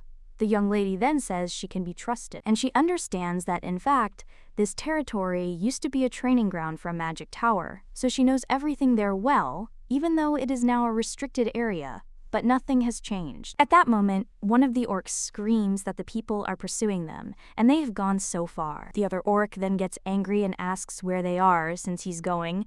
However, the young lady replies that no, and that's not necessary, then tells the warriors to return to the cave and await her orders. The orcs are perplexed and ask what about the enemy, since he is close by, but the young lady claims that they will be taken care of. One of the men at this time claims that this area needs to be combed, but his charge asks the captain why they should do this and weren't they ordered to drive the orcs to the magic tower. The man says that this is so, but the one who gave them this order, this man, who can make aristocrats out of them. The man then, shocked, asks if they can really become nobles. Their captain thinks, well, who's to say he can't be an aristocrat after all, he's smart, and he immediately realizes that the main point of this order is that all he needs to do is get rid of this mudblood. And he is also sure that the girl is there because they drove the orcs so that they would finish her off, so all that remains is to make sure that they succeeded, and it's good that he saved this with him. A little while later, one of them screams for the captain to look because there's a child there. The young lady says she's so scared, and one of the wards claims that there must be orcs nearby, so they need to find them first, but the captain tells them to stop because this girl is their real target. One of the men claims that her clothes look so expensive and she must be from some noble family. However, the captain tells the man not to worry, as they will go unpunished. After which they approach the young lady, and the girl only tells them to save her. But when the man takes a step forward, the ground beneath him collapses, and the protagonist merely smirks. She realizes that this is where mid-level earth magic was once practiced, and although it looks very ordinary, There's no large hole hidden in the middle. The man, being in the pit, cries out, "Did she really lure them in on purpose?" And the girl replies that it was definitely she who lured them in. After which the captain cries out, does she really think that they won't be able to get out of there? But the girl only says that, although the hole is deep, and there are a lot of them there, but she still says she's curious if they'll make it out alive. The captain then screams at her to wait and spare them, because then he'll tell her who ordered her assassination. However, the young lady apologizes, claiming that this person is obvious to her. Afterwards, the girl turns to Okul, who obeys, and the young lady merely points to the man she was speaking to, claiming that he's the boss, so let him bring everything he has. The orc then furiously jumps on this guy and screams that they were chasing them, so they need to teach these people a lesson. When they are already dealing with these people, they ask the wanderer whether they should remove the bodies, and the girl replies that no, and she will clean up there herself. Then the orc cries out that they're returning to the tribe. The young lady, examining the people's belongings, thinks there must be something useful there.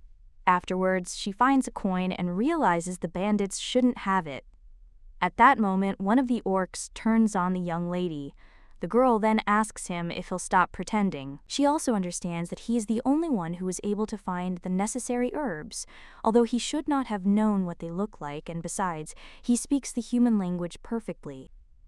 After which, the young lady says that she thinks it is time for him to show his true face and addresses him as Lionel. The boy then transforms into his true form and tells the teacher that so much time has passed. The girl realizes that she clearly remembers the first time she met Lionel. He had sunken cheeks and bony hands, and it turned out he could fall into eternal sleep right before her eyes, but his eyes shone with life. And now the girl claims that she is so glad that everything is fine with him, and the young man with a smile on his face says that it is all thanks to the teacher, and if it weren't for her, he wouldn't have been able to survive childhood. The girl replies that this isn't true, and that he could have survived even if she hadn't been there. However, the young man replies that everything is not so, and only thanks to the teacher he was able to survive because he had no one and no one tried to help him, and she was the only one who did not ignore him, and he only has her. The main character then thinks that when the guy smiles like that, she remembers him as a child.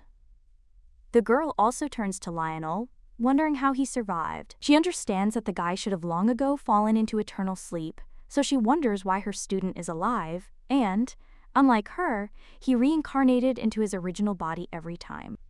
The young lady also says that it is so strange and only some gods are allowed to prolong human life. But neither the main god nor Datome told her anything, and if you gods created someone like her, they would have revealed his identity. Then there's only one thing left, and the young lady wonders if he received this power from an evil god. The girl realizes that even before she was born, the nameless god tried to put her father, who was the main god, into eternal sleep. But he could not defeat him, and was soon defeated, and the main god forgave him. But he was expelled from the divine kingdom to earth and, having united with earthly evil, became an evil god. The young man then claims that he knows what the teacher is worried about, but insists that her student is not so simple. After which, the guy snaps his fingers, and at that very moment, a flame lights up in the pit, and the young man claims that he said that he would definitely find her. Lottie understands that he performed magic without a spell or delay and is most likely a 10th circle magician. But he got rid of the undead bodies in an instant. Lionel says he's taking care of the bandits so the teacher can return safely. The girl then agrees, but the boy claims he's forgotten. After which, he insists that she shouldn't trust the gods too much, especially the Supreme Being. The protagonist then asks why, and the guy wonders if it's not strange, because he continued to look for a teacher in this body, but they could not meet for such a long time. And when he managed to find her, every time she was already lifeless, and this happened absolutely every time, and when the guy touched her body it was warm, as if she had just plunged into eternal sleep, and the young man was interested in who could so skillfully plunge her into eternal sleep. After which the boy leaves, saying I'll meet again. A little while later, the young lady comes to the orcs in the cave, and says they can apply these herbs to the tap and wrap it in cloth. He also hands them others and insists that they should be steeped in boiled water and then drunk. The org then says that's understandable, and the girl insists that before leaving, she wants to see the tribal leader again. After which the orc tells the young lady to follow him, and then the girl comes to him waiting and he thanks her. But the main character claims that she did not come to receive words of gratitude, and asks if he is thinking about going to the police. It is a spacious place near Kronos, so there are not many people there, and it is an ideal place for a new settlement. One of the orcs asks why Mentre, and the girl replies that she knows who lives there. And he understands that if the orcs can give him what he wants, then this man will never betray them and it will be a little expensive. But now she insists she'll talk to him, and he'll give them land and help them build a new village. She also understands that ultimately, she's to blame for their misfortune. But then, one of the orcs claims that they refuse, and the young lady asks why. The orc replies that they've been there for generations and will find their place, and won't leave and will fight. However, the young lady insists that humans will definitely return. The leader replies that they know and people will persecute them and bring them hardships, but they will fight because it is their pride. The girl then thinks that the thing they will never compromise on is their pride, and that cannot be changed. After which the girl says that it's fine, but let them accept the materials that she sends them through her friend, and she won't accept refusal. However, the chief then tells the wanderer to wait, and the young lady asks, "What is it?" And the orc replies that not long ago there was a small earthquake in Kranos. The girl then claims that this kind of thing happens there all the time, and asks what they are worried about. The chieftain claims that Pendreed is waking up. A short time later, the girl says goodbye to the orc and thanks him. The orc insists they won't forget her, and that the girls saved their tribe, and the protagonist is a little surprised, but then insists it's all because of her. She understands that if only she hadn't gone to the magic tower, the Marquis wouldn't have gotten involved with this tribe. However, the orc cries out that no, bad people attacked. They are also victims, and so is she, so the girl shouldn't blame herself.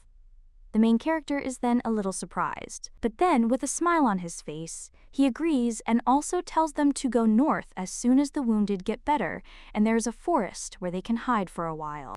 A little while later, the young lady returns to the place where the magic circle should be and realizes that it looks like they are already restoring it, and one of the knights shouts that they are almost finished. The girl also sees herself nearby and realizes it's an illusion spell, copying her. The young lady then dispels it and approaches the place where she should be. One of the knights immediately runs up to Her Highness and claims that they can leave now, to which the girl agrees and says that they can go.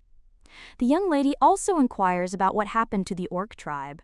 The youth replies that they were pursued and, it seems, have fled to the east. The girl then realizes that they sent the knights in the opposite direction from them, and Lionel will even take care of that.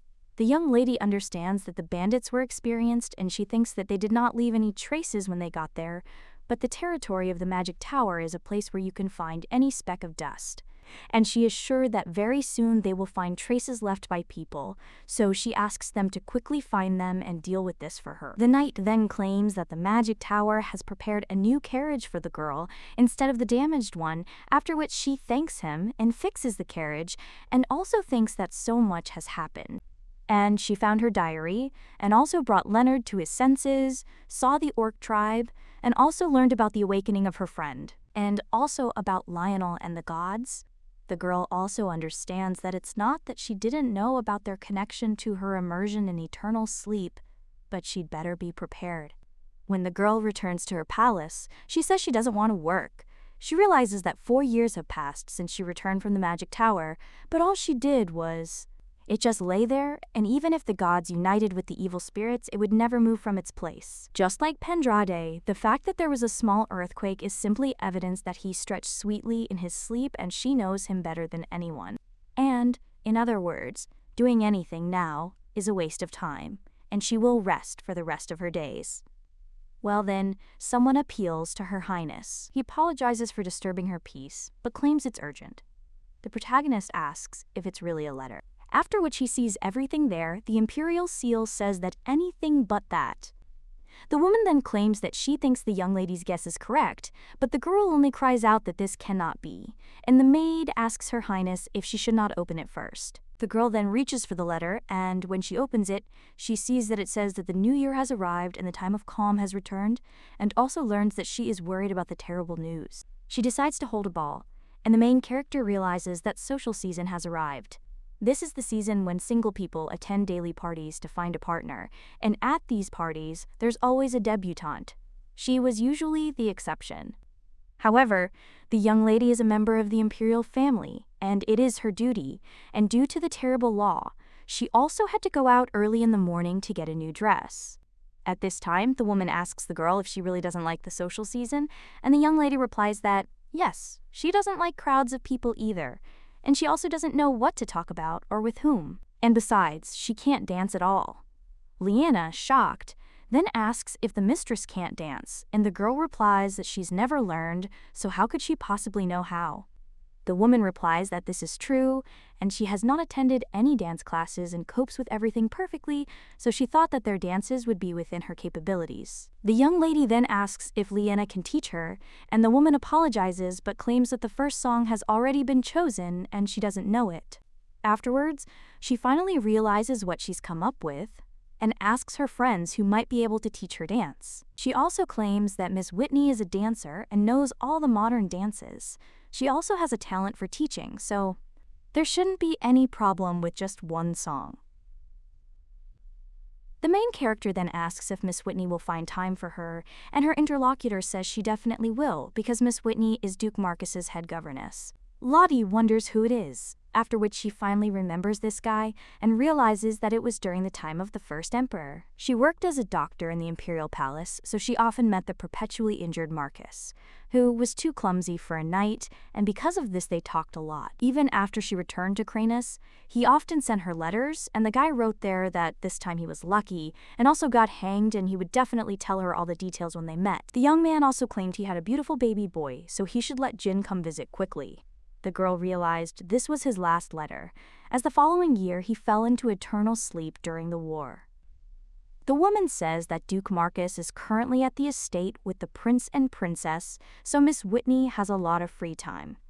The main character says that's a good thing, and her interlocutor claims that this is how His Grace the Duke can visit her, and the main character asks how. Her maid insists that the Duke has actually been suffering from illness for a long time, which is why Miss Whitney knows so much about medicinal herbs. The main character then wonders if this is how they met. A little while later, the girl finds herself near a simple family home and asks if they have arrived at the right address. The woman replies that yes, everything is correct, and also this store is managed by the seamstress Miller, and it is now the most famous atelier in the capital. The main character says that the atelier is overwhelmed with orders during the social season and asks if that's true, and the woman replies that she's right because she signed up 3 years ago.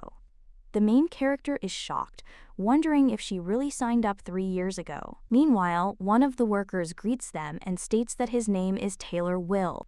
The guy also asks them to confirm their date of birth and personal stamp to verify the booking, after which the woman agrees, but the young lady wonders if this is really necessary. The young man then tells them to wait there for a little while.